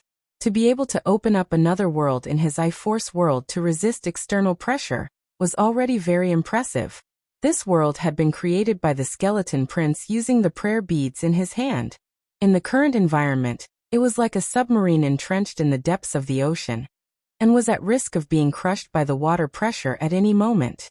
Wang Ling didn't use any force, and just waited to see when the skeleton prince's isolated island would collapse. After a silent count of about 8 seconds, sure enough, there was another loud boom. The newly formed island collapsed in a very short period of time. Wang Ling didn't wait any longer.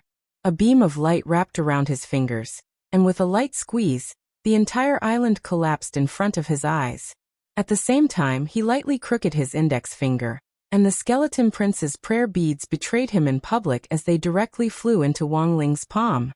Give it back. At that moment, the skeleton prince was furious. Although this prayer bead wasn't the most powerful magic treasure he had, it was of great significance. Because each string of skulls on the prayer beads was formed from the skulls of each of his blood relatives, and was a very powerful magic treasure. It was just that he never expected that this prayer bead, which had been created with his blood relatives as the foundation, would actually be unable to resist the temptation of Wang Ling's outstretched finger, and directly fall into his hand. He couldn't help but spit out blood at the feeling of being betrayed.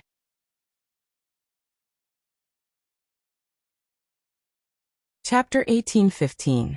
At this point, The skeleton prince clearly understood that there was no chance of winning if he used head-on methods to deal with the youth in front of him. This youth from Earth was too strange. There was something strange about him that he had never seen before, giving him an indescribable feeling of strangeness. He did not know what he ate to grow up to be so powerful. He thought of a very strange primordial one, who was also a miraculous genius who once had the power to control the universe. Unfortunately, this genius had overestimated his own strength before he matured and tried to challenge the outer god palace. In the end, he was swallowed by the palace and never returned. Facing Wang Ling now, the skeleton prince had reason to believe that Wang Ling was the reincarnation of that legendary genius from back then. King of all phases, Li Luo. At that moment he stared at Wang Ling and asked tentatively, Li Luo. Wang Ling frowned slightly, and very quickly remembered this person. Because according to the list of corpses that Zhang Zidong and Li Xian had compiled, there was indeed a skeleton called Li Luo in the supreme corpse winding up painting that Wang Ling had. Back then, Dao ancestor Wang had barged into the outer deity palace and rescued him from a narrow escape. When he was rescued, all that was left of Li Luo was an incomplete skeleton. He was also one of the few ancient people with broken limbs in the corpse burial painting.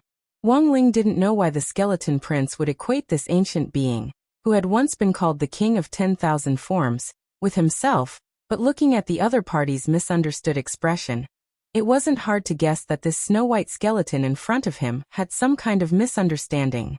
I know that I won't be able to defeat you head-on. However, I still have other ways to deal with you, said the skeleton prince. With the last bit of his strength, he condensed a large amount of spiritual energy, causing the void around him to distort. At this moment, the pure white finger bone was dismantled with a crack, and then suddenly shot forward with a swoosh. This was a human bullet created from his finger bone. Its speed was extremely fast and spirit light surged. It swept up a huge spirit pattern wave in the air, and rushed into the clouds. Wang Ling didn't move, because he could tell that this human bullet wasn't aimed at him. The skeleton prince's target wasn't him, but I know it's very despicable to use such methods in a duel. But now, as long as he could win, there was no harm in being a little despicable. If you want to ensure the safety of the girl beside you, I advise you not to resist. The skeleton prince spoke coldly, but the finger bone he shot out was aimed at Lotus Sunday. At this time, Lotus Sun was in a motionless state due to the effect of the time stop. In fact, the moment the skeleton prince had appeared, he had already secretly set up a spatial passage in the narrow secret room that was aimed directly at Lotus Sunday. Even if he was pulled into another space later, he could use this space passage to directly use Lotus Sun as a hostage to blackmail Wang Ling. This idea was perfect in the skeleton prince's eyes. But the truth was that the skeleton prince didn't expect that the moment he set up the space passage, Wang Ling had already thought of a way to protect Lotus Sunday. Hence, he didn't listen to the skeleton prince's orders at all, as he walked toward the skeleton prince step by step. Don't come over. Don't touch me. The skeleton prince shouted, but when he saw that the youngster still had no intention of stopping, he panicked on the spot and looked at Wang Ling in disbelief. You really don't care if this girl lives or dies? Forget it. I'll just kill this woman first. Even if I die, I'll drag her down with me. At that moment, with a thought, the finger bone he had shot out earlier suddenly pierced through the space passage and stabbed forward. However, this incomparably sharp shackle, which was beyond the understanding of Earth cultivators, was blocked by a glowing red shield of light that matched the color of Wang Ling's eyes. The skeleton prince controlled the finger bone from a distance. He first exerted force, but in the end he wasn't able to penetrate the shield that Wang Ling had put on Lotus Sunday. Seeing that Wang Ling was still slowly approaching him, the skeleton prince panicked on the spot. If you have the guts, stand still and let this king break your shield first. I don't believe that I can't even break your shield. It's no use. Wang Ling thought in his heart. He sighed softly and stopped to watch the skeleton prince's performance for the time being. At the same time, he felt that this skeleton prince was silly and adorable. He clearly knew that he wasn't Wang Ling's match, but still insisted on using this kind of threatening method to deal with him. At that moment, The expression on the skeleton prince's snow-white bones as he used all his strength to try and break the shield was hilarious. Even his bones were covered in a layer of red. This was a stab that he had mustered all his strength to stab downwards. In the end, his fingertips directly spun on the shield like a drill bit at a super high speed. This was an astonishing speed. It reached 1,000,000,000,000 times in 1 second. He concentrated all his damage on one point in the shield, trying to use the most powerful pressure to shatter Wang Ling's spirit energy shield. Finally, after trying hard for about 5 minutes, the skeleton prince saw the light. He finally saw it. He stabbed a small hole in the shield, and very quickly, the crack spread out in all directions like a spider web. It's broken. It finally broke. The skeleton prince was so excited that he cried tears of joy. His fingertips had been rubbed flat, and he had used all his strength to finally see the broken shield. But at the same time, he felt a new sense of despair, because he realized that there was actually another shield layer behind this one. So it's a multi-layered shield. The skeleton prince scratched his head. He didn't fight Wang Ling, and instead directly fought the shield head-on, unable to extricate himself from breaking it. He looked at Wang Ling fiercely. If I don't break all your shields today, I won't have the face to continue living in this cultivation world. Wang Ling opened his mouth and tried to persuade the skeleton prince. You don't have to persuade me. I've made up my mind. You don't have to worry about me getting in the way. I'll make my finger bones invisible later. Those earth cultivators won't be able to see my existence with their magic power and surveillance equipment. Once I break all your shields, I'll fight you again. The skeleton prince vowed to Wang Ling. At that moment, Wang Ling sighed endlessly in his heart. Looking at the stubborn skeleton prince, he really didn't know what to say. A normal multi-layered spirit energy shield would have dozens of layers at most. Because of the structure, the more layers a spirit energy shield was, the more spirit energy it would take to set it up, which was proportional to the consumption. A multi-layered shield often required the combined spirit energy of multiple cultivators to set it up. However, Wang Ling's spirit energy was inexhaustible. In addition, he had always been a steady person. So when he had set it up back then, he had directly covered Lotus Sun with 100 million layers.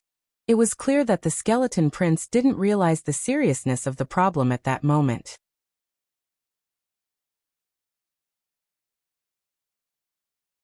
Chapter 1816. Inside the space inside the king's eye, Wang Ling couldn't bear to lay a hand on skeleton prince for a moment, as he watched him bury his head in the shield and work hard. Although he didn't have any flesh on his face and it was hard to tell what his expression was, his posture was truly one of single-mindedness, as serious as when Wang Ling was reviewing his homework. This seriousness wasn't fake, and Wang Ling could tell that this skeleton prince really intended to break through his 100 million shields. However, piercing through the shield was easier said than done. Wang Ling's style of doing things had always been steady. When he had set up the first layer of the shield, he had even cast a refresh spell. In other words, even if the skeleton prince managed to break through to the last level, if he didn't have a way to dispel his respawn incantation, and chose to break through directly, he wouldn't be able to do so. Then the shields that he had destroyed earlier, it will be refreshed. He could not bear to disturb the idiotic prince who was focused on breaking the shield, so he retreated from the king's eye and allowed the skeleton prince to continue his grand ambition.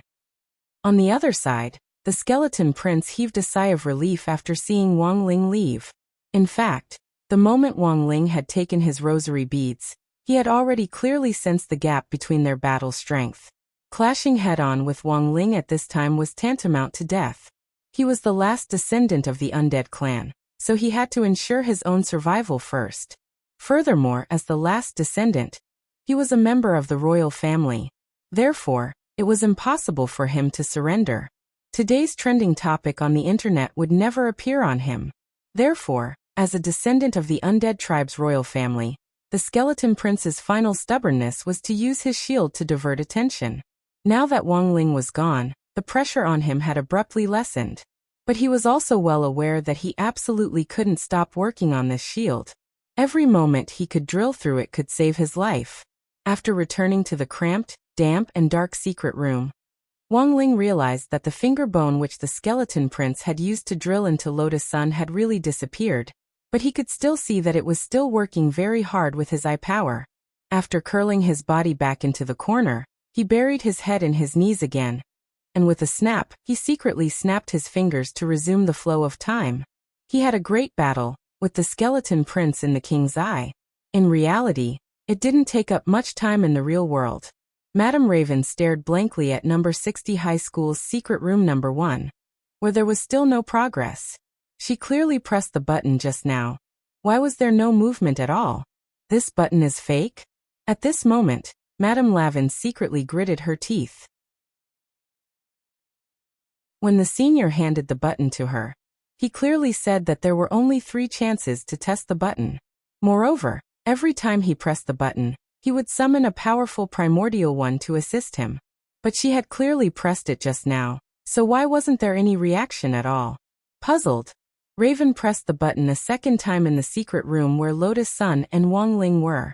After sensing that the second ancient one was about to arrive, Wang Ling heard the familiar snap of his fingers again. The second immemorial one was a lion-headed half-beastman. It was also one of the races that had declined during the immemorial era. After seeing Wang Ling, this lion-headed half-orc's eyes were clearly a little astonished. He looked at Wang Ling with a disdainful attitude. Although our bloodline has already declined, I can still recreate the glory of the immemorial Lion Emperor in front of you. The immemorial Lion clan paid particular attention to the power of bloodlines. So the moment this lion-headed man appeared, he sensed the aura of Wang Ling's earthling bloodline. Ordinary, mediocre, plain, low level. These words instantly flashed through the lion-headed man's mind. But at the same time, he couldn't figure out why an earthling youngster could stand firm under his spiritual pressure and fight him head-on. Also before this, there should have been other immemorial ones here, right? He remembered that the undead skeleton prince had clearly been summoned away. But why hadn't there been any aura left at the scene? Looking at the lion-headed man in front of him, Wang Ling sighed silently. Without saying anything else, he directly used the space of the king's eye to invite the lion-headed man in. Damn it! How can this earthling have such a trick? By the time the lion-headed man realized that he had been sucked into the space of the king's eye, it was already too late. He had a look of disbelief on his face, because in the space of the king's eye, he saw the undead skeleton prince who had come in before him. What are you doing? The lion-headed man was stunned, because this skeleton prince seemed to be trying very hard to drill into something in the space of the king's eye. Ha ha ha, you're here. Brother Lion. I'm breaking the shield. You don't understand. This shield is hard to break. This king has to break it today. The skeleton prince laughed. I think you're scared. You're the descendant of the undead's royal family. He's just an earthling. Why are you so afraid? The lion-headed man snorted in an indifferent tone. Chi.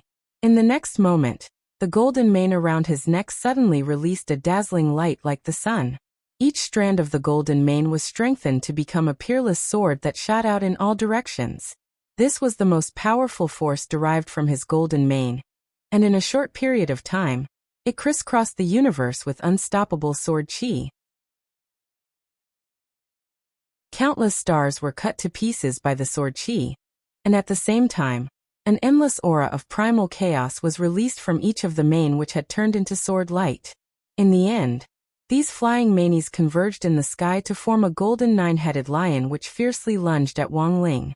This was a terrifying scene as the golden 9-headed lion displayed its kingly posture in the air. Wang Ling could see that this was the ability of a Dharma manifestation armament, which could only be used by extremely powerful eternal ones. Dharma manifestation armament. As the name implied, after summoning one's Dharma manifestation, it would be strengthened again through powerful means, such as putting on a layer of armor. At that moment, this 9-headed lion's Dharma manifestation was covered in the golden mane of the lion-headed man, and it was armed to the teeth.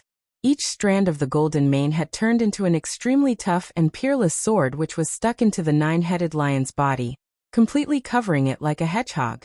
Seeing this scene, Wang Ling instantly understood. Since it was a sword, then it would be easy. Sword come. At that moment his mind stirred. He directly summoned Jinka. He slashed forward. In one move, The sword fell 1,000 feathers, and the golden nine-headed lion collapsed on the spot.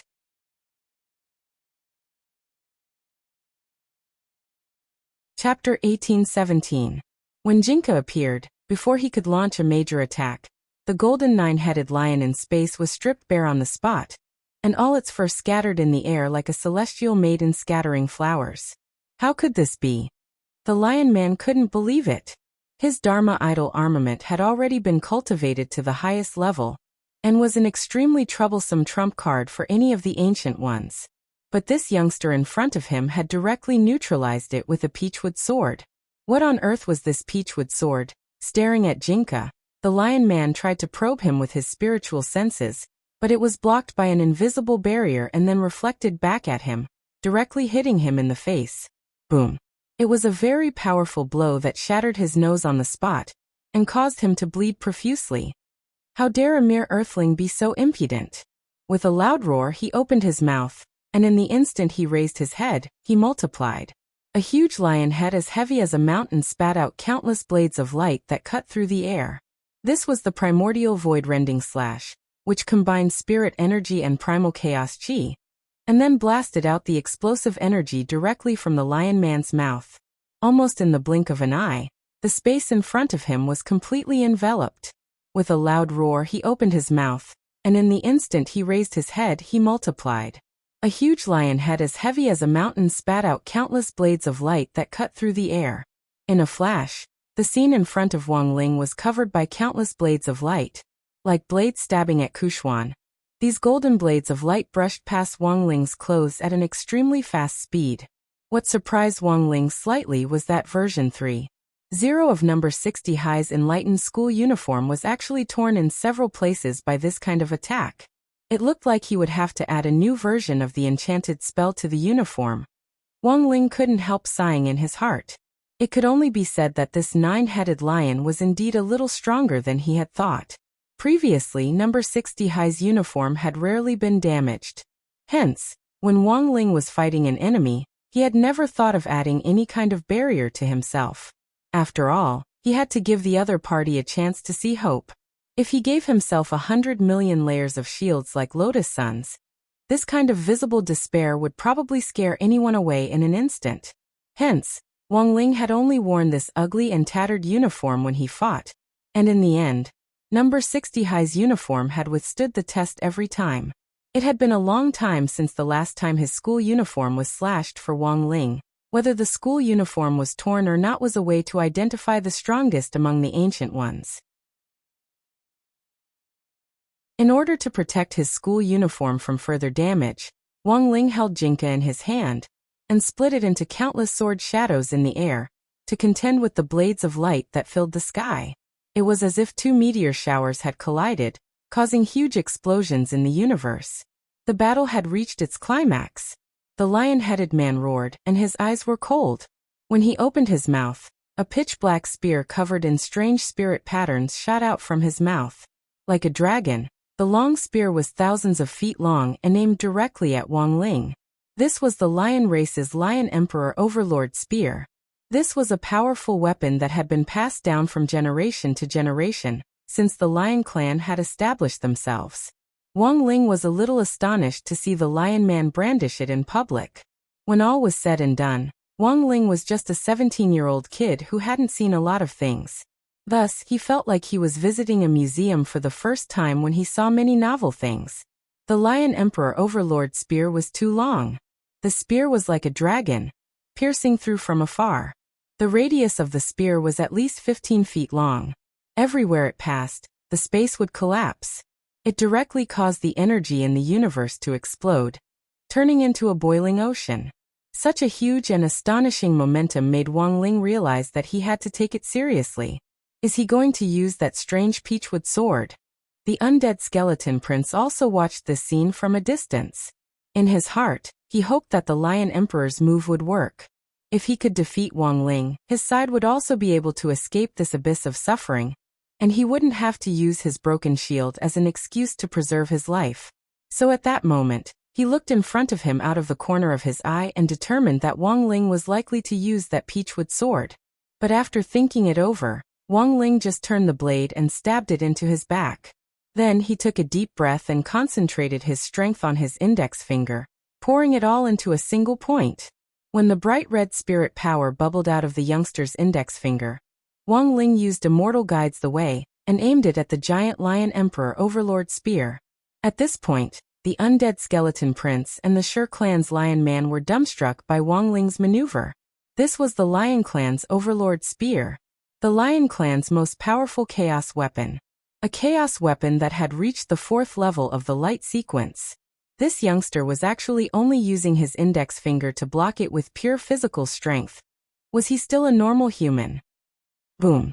The Lion Emperor Overlord spear and Wang Ling's index finger collided, and in an instant, the sky exploded as the head of the Overlord spear was directly destroyed by Wang Ling. The power of this index finger went straight for the yellow dragon, and fine cracks began to spread from the spearhead to the end of the spear, which was hundreds of feet long. Ah! At the same time, the Lion Man let out a blood-curdling scream. He spat out a mouthful of blood, blue veins popping out all over his body, and his face turned pale from the pain. As the Lion Emperor Overlord spear completely collapsed, he couldn't withstand the tremendous destructive power of the backlash from this clan treasure at all. After tumbling in the void of space for a good while, he crawled up from the ground covered in blood. Although he hadn't died directly, the strength of the backlash just now had already made him realize that he was no longer able to resist Wang Ling. This Earth youngster was too terrifying. He wasn't just a mascot like the information had said at all. It was only then that the Lion Man realized what on earth had happened to this undead skeleton prince, who had been on the side breaking the shield the whole time. It turned out that he had known all along that he couldn't beat Wang Ling, which was why he had been slacking off here. At that moment, Wang Ling walked toward the Lion Man step by step with his hands in his trouser pockets, looking as relaxed as ever. His red eyes gave off an extremely strong sense of contempt, as if he didn't care about anything at all. The more the Lion Man looked at him, the more apprehensive he became. I'm telling you, don't come over. If you have the guts, you can continue after we break the shield.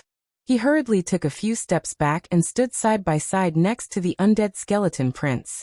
Then very skillfully, he pulled out his index finger and began to study how to break the shield together with the skeleton king, Wang Ling. This was already the second eternal one. Wang Ling really couldn't figure out why this group of people were so desperate to serve that holy king. What on earth had he promised these people? Now there was only one left, right? At that moment, Wang Ling counted on his fingers. He had already used up 2 summoning opportunities on Raven's side, and he wondered what the last one would be like.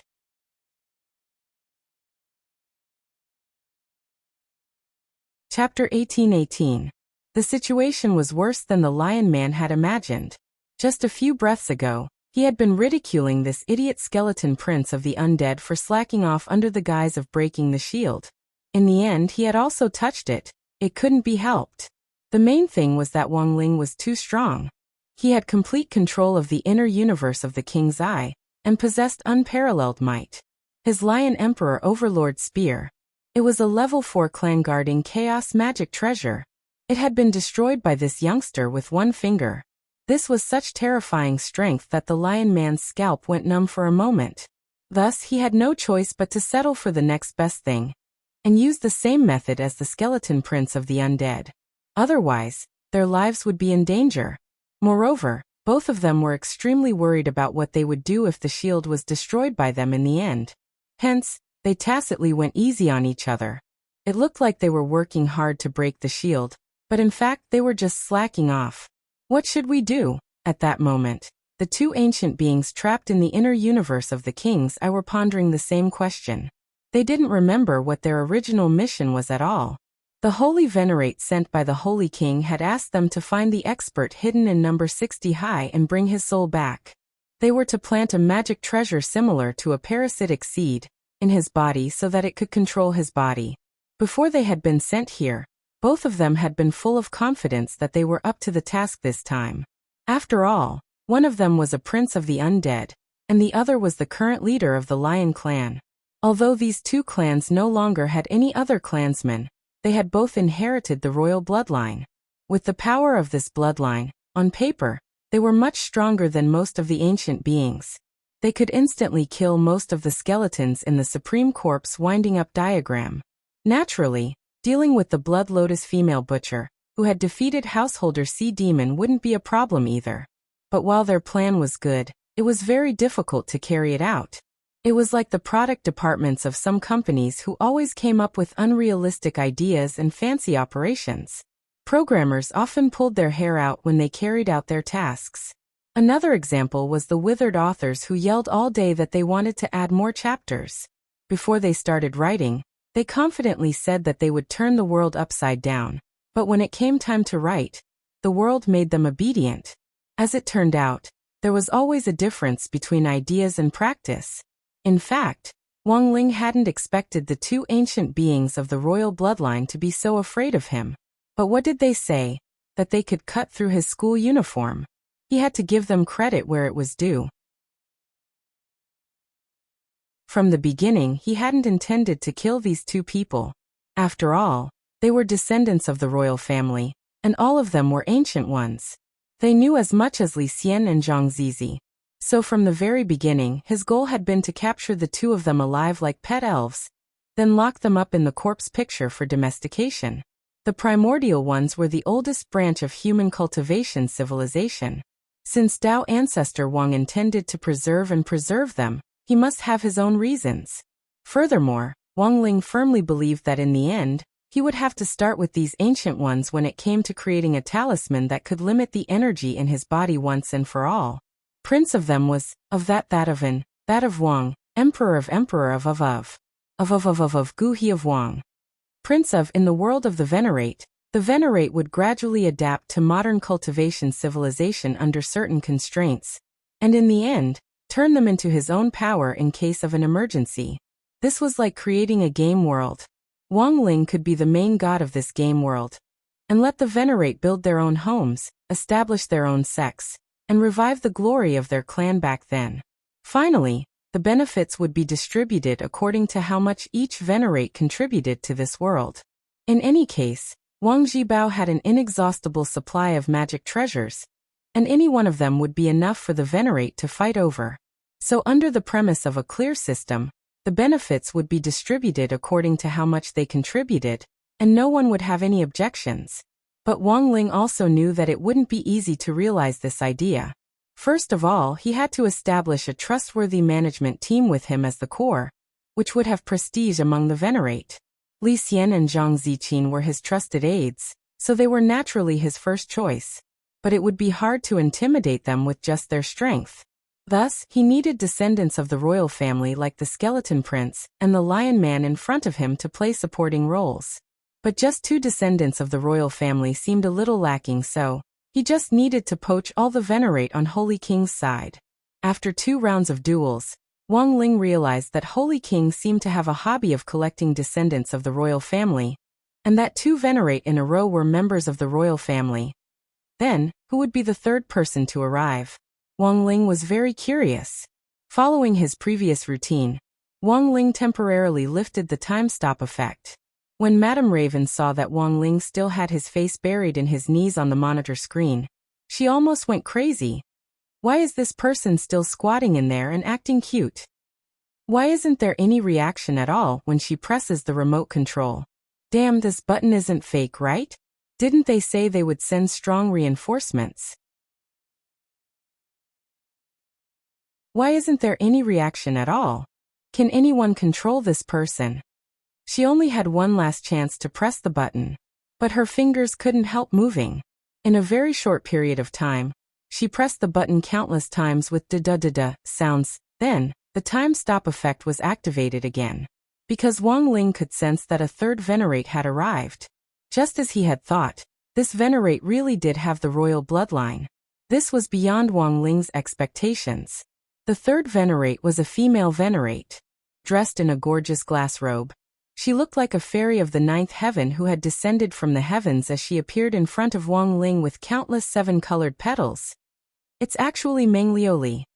The undead Skeleton Prince and the Lion Man were both shocked the moment the woman appeared. They had never expected Meng Liuli, the famous dream manipulator among the Venerates, to actually serve the Holy King, unlike the Skeleton Prince and the Lion Man. After realizing that she had been sucked into the king's eye's internal space, this woman called Meng Liuli wasn't in a hurry to make a move. Instead, she fixed her gaze on Wang Ling and said, "You're actually willing to put so many shields on that girl outside. She must be very important to you, whether you want to admit it or not."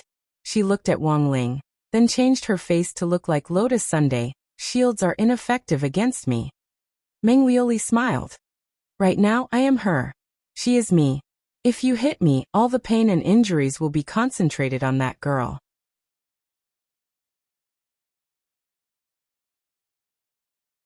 Chapter 18-19. An illusion spell? Wang Ling frowned slightly. Or rather, this wasn't a simple illusion spell, but a clone spell that was very similar to a real clone, except that the target wasn't the caster, but a designated person. Meng Liuli knew that Wang Ling wouldn't be easy to deal with, so she had extracted some of Lotus Sun's spirit energy, and then used a super strong imitation ability to quickly assimilate the spirit energy surging through her body with Lotus Sun's spirit energy to form a shell around her body. In this way, she had taken on Lotus Sun's appearance. This was a brilliant spell technique, which Meng Liuli called Moonlight Knight's Oath, or Knight's Oath for short. It was an extremely brilliant technique that involved the assimilation of soul, clone, and spirit energy at the same time, and could only be done by an ancient being who was completely proficient in this type of spell. The most important thing was that by doing this, one could indeed ignore the influence of the external shield, and directly start to break down from the inside. Meng Liuli was full of confidence in the method she had used.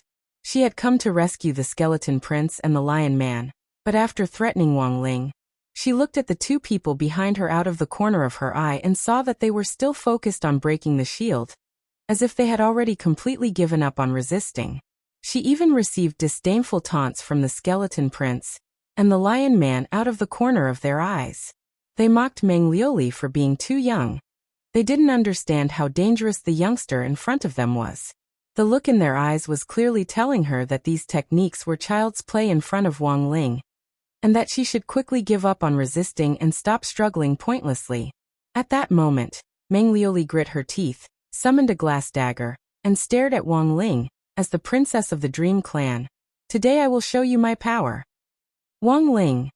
Despite her arrogance, Wang Ling could tell that the glass dagger she had summoned wasn't a dagger to stab him, but a dagger that Meng Liuli had used to come from Remnant.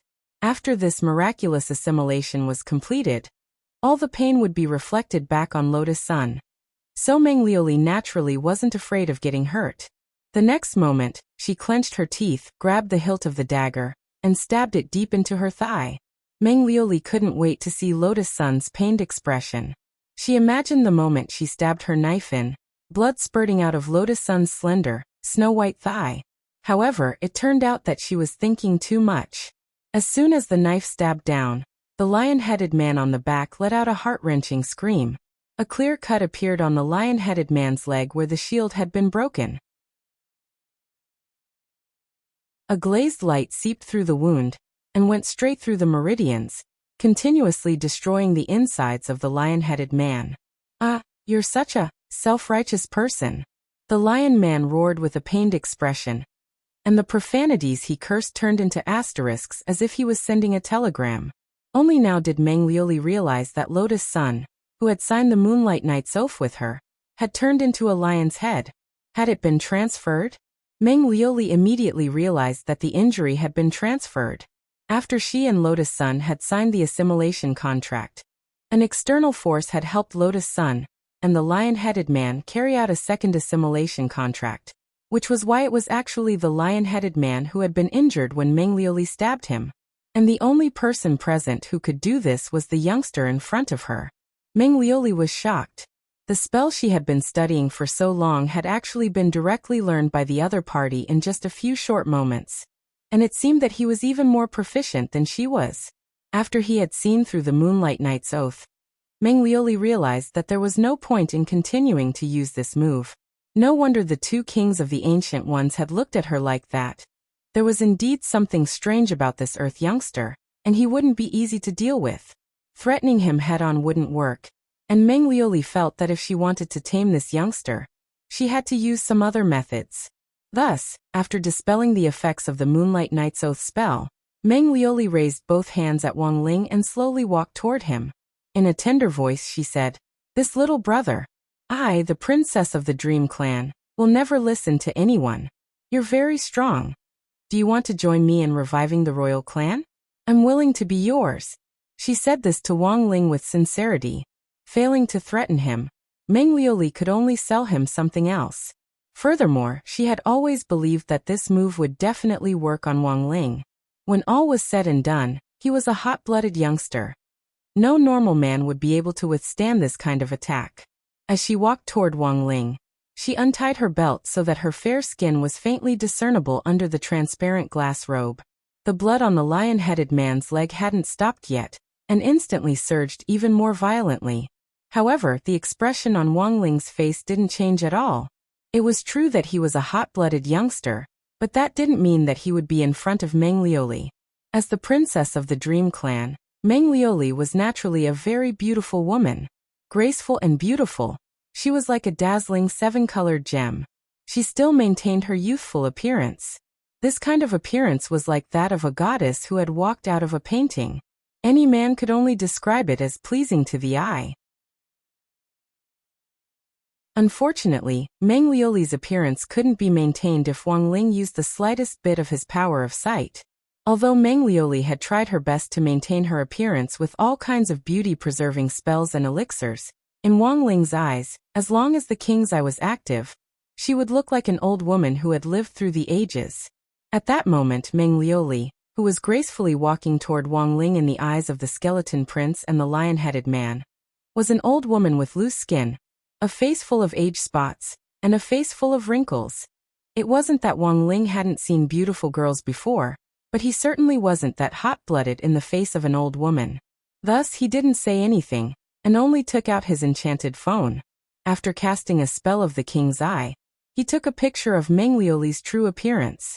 Wang Ling knew that it might be a little cruel for a woman to do this, but people always had to face their truest selves.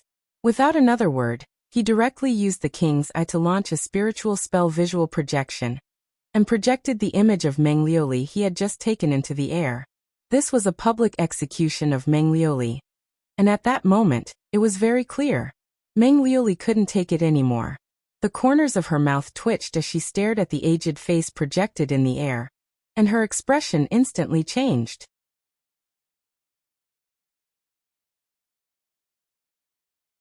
Chapter 1820. The king's eye's ability to separate the fake from the real was astonishing.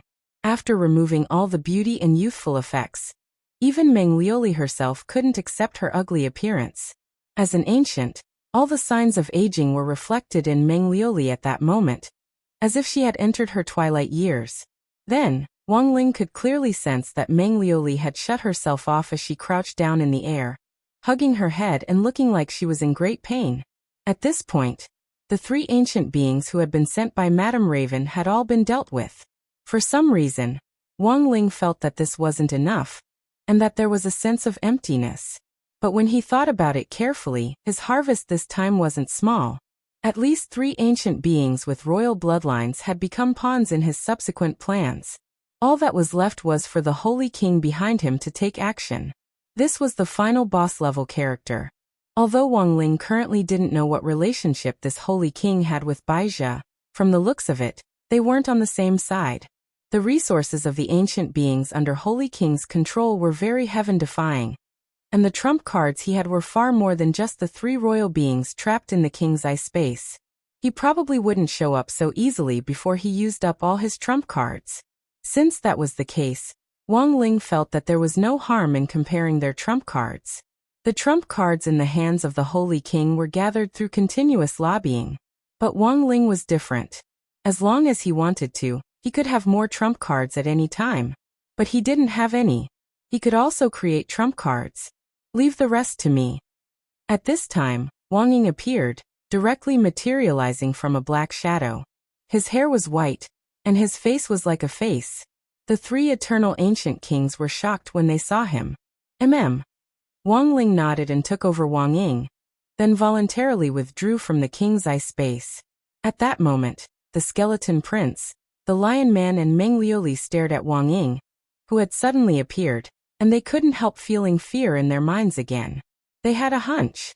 That was that this white-haired youngster in front of them was more difficult to deal with than the black-haired one. He was a ruthless character who wasn't easy to negotiate with. All of you stop. Don't use the shield as an excuse. You don't want to break it at all. You just want to live. If he wanted to destroy you, why would my master waste so much effort? Wang Ying crossed his arms and said with a sinister smile, "Don't worry, I'm much easier to talk to than my lord. As long as you surrender, I won't do anything to you. We are the royal family. How is it possible?" The lion-headed man was the first to speak. He wanted to curse out loud, but he swallowed the words that were about to come out of his mouth. He didn't dare to be so arrogant in front of Wang Ying. He could tell that Wang Ying was a ruthless character. If he was not careful, his head would fall to the ground. But aren't you all still serving the Saint King? As a member of the royal family, you already have no dignity to talk about. Wang Ying said, "This is a contract. All three of us are the same." At that moment, the skeleton prince could not help but interject. "We're just abiding by the contract. There's no superior or inferior relationship. That's just the boss's workplace PUA." Wang Ying heard that and suddenly laughed. Although he had already confirmed that the Holy King's faction had nothing to do with Bai Zhe, the method of tricking his subordinates into working for him was shockingly similar. Bai Zhe and the dragon descendants led by Jing Zhe used the exact same excuse. To outsiders, it sounded very shameless. But this method was able to keep the employees who had been successfully painted like a pie in the sky. This was a normal operation in business management. It was commonplace in the eyes of capitalists. But Wang Ling's business model was different. Because he had too many things in his king's treasure pants to count.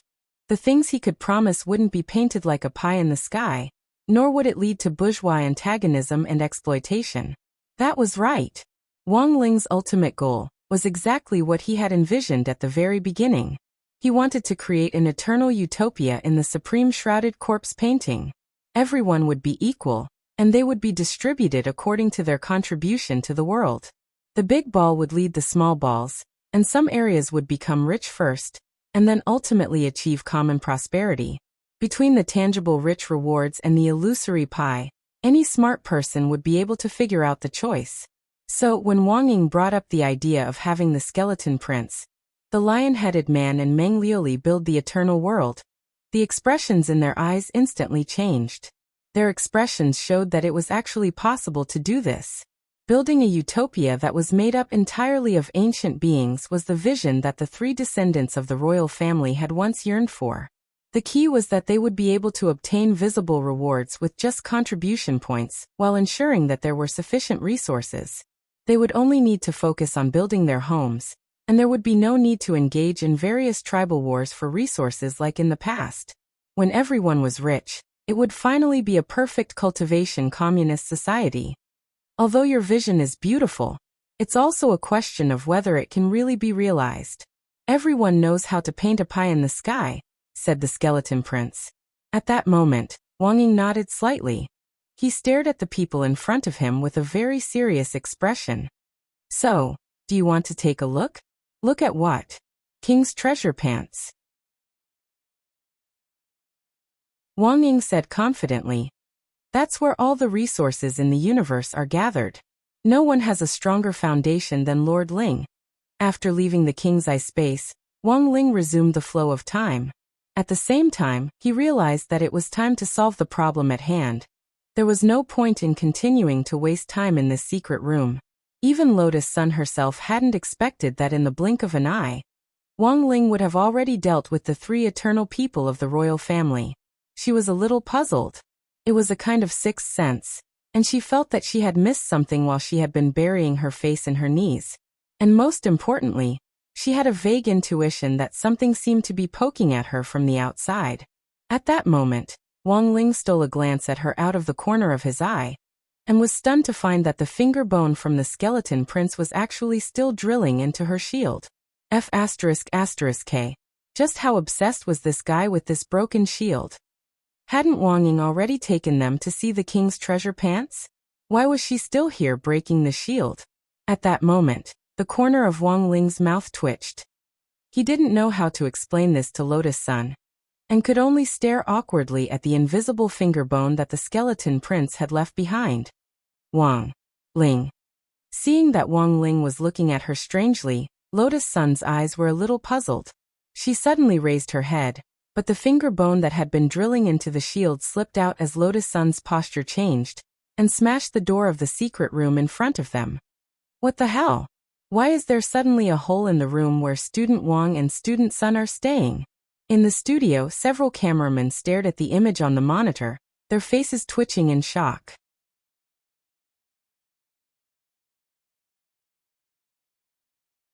Chapter 1821. Madame Raven hadn't expected this outcome at all. The reason she had set up the secret room was to use this design to draw out the dark side of these young people's hearts. Raven had always thought that there wasn't much to look at when watching variety shows, and that it was more interesting to scheme and pull each other's hair. But all this turned to dust when Wang Ling and Lotus Sun's team broke through the secret room first. She didn't know if it was an illusion, but Madame Raven felt like there was an invisible electric drill that she couldn't see clearly. Otherwise, there was no way to explain how Wang Ling and Lotus Sun had been able to break through the secret room so easily. Should we test it? I feel like there's a problem, a program producer said doubtfully. No need, let's leave it at that for now. Madame Raven dropped her forehead into her hand. She now had reason to believe that it was because of the 3 buttons she had pressed earlier. If this invisible electric drill had really come from the seniors she had summoned, then it was very obvious that it had been aimed at Wang Ling and Lotus Sun from the very beginning. But unfortunately, there had been a mistake. As a result, the electric drill had directly helped Wang Ling and Lotus Sun's team break through the secret room. This was an attack from the immemorial ones. 2 high school students had actually dodged it? Madame Raven's eyes widened, and she felt that this was inconceivable. In the end, she still felt that she had underestimated Wang Ling, number 60 High's mascot. The huge commotion alarmed everyone in the surrounding secret rooms. In the secret room where Li Yue and Fang Xing were, Fang Xing, who seemed to have been waiting for a signal, suddenly opened his eyes. Looks like it's time to make a move, Fang Xing said with a calm and confident expression on his face. To be honest, when she had been locked up with Fang Xing, Li Yue had always felt that he was a little unfamiliar. He wasn't that sunny man who always wore a smile on his face in class. Compared with his usual appearance, Fang Xing's every movement was filled with a sense of mystery, and he was unfathomable and unfathomable. Li Yue had always thought that Fang Xing had been silent, because he was looking for a way to escape. In the end, she hadn't expected him to stand up on the spot, as if he had received some sort of signal when he heard the commotion. He stretched out his index finger, looking as if he had a strategy in hand. When a white spiritual energy bloomed from the tip of his finger, it was as if he had everything under control. His index finger actually turned into a small steel snake, which directly drilled into the keyhole. Li Yue was a little dazed. Fang Xing, what spell is this? Fang Xing smiled. It's just a trick I learned from my father. It's not worth mentioning. I see. Li Yue nodded. Although we're in the same class, I feel like I'm meeting you for the first time today. Do you feel this way? Fang Xing smiled awkwardly. Looking steadily ahead, he continued to use his own method to focus on unlocking the device. Yeah, I feel a little different from the usual you. But he couldn't tell. You'll feel more attractive this way. Li Yue laughed and couldn't help but gossip. But you've received quite a lot of love letters. I don't have to worry about you like I do Rongrong. Yes. Fang Xing nodded, then hesitated before saying, actually, I also have someone I care about a lot. Someone you care about?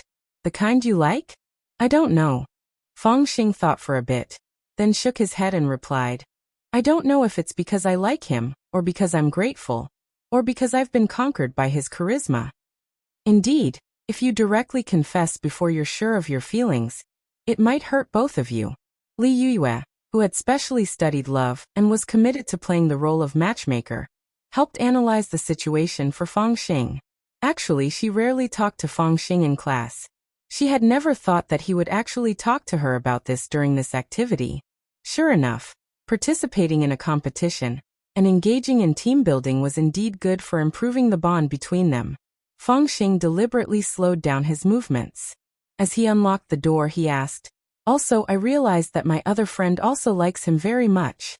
I've never been in the habit of stealing what other people like, so I don't know what to do until now. Do you think there's a chance between the two of them?" "Maybe," Fangxing laughed bitterly. "If he's really with me, maybe there won't be a result." Listening to these words, Li Youyue's thoughts were in a mess. She felt that Fangxing's situation was far more complicated than Lotus-san's.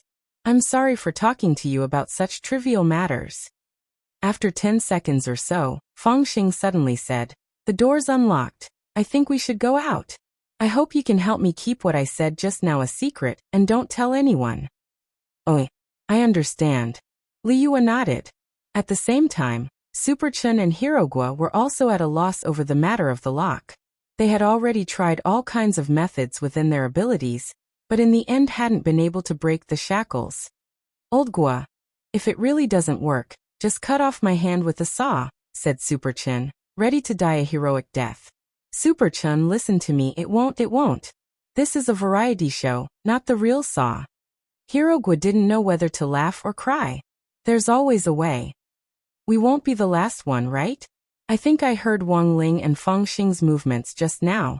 It's not shameful to be last in number 60 high, but if we can't even beat the high school students in Glio City, that would be too shameful."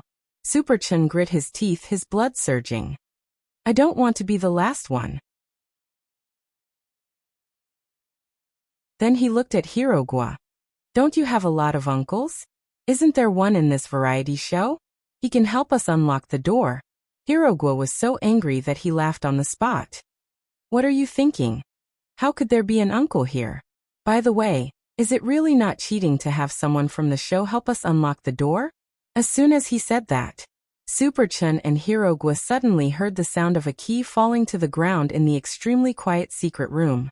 A glittering key seemed to have been thrown through a crack in the secret room. It landed directly at Superchun's feet. "It's a key."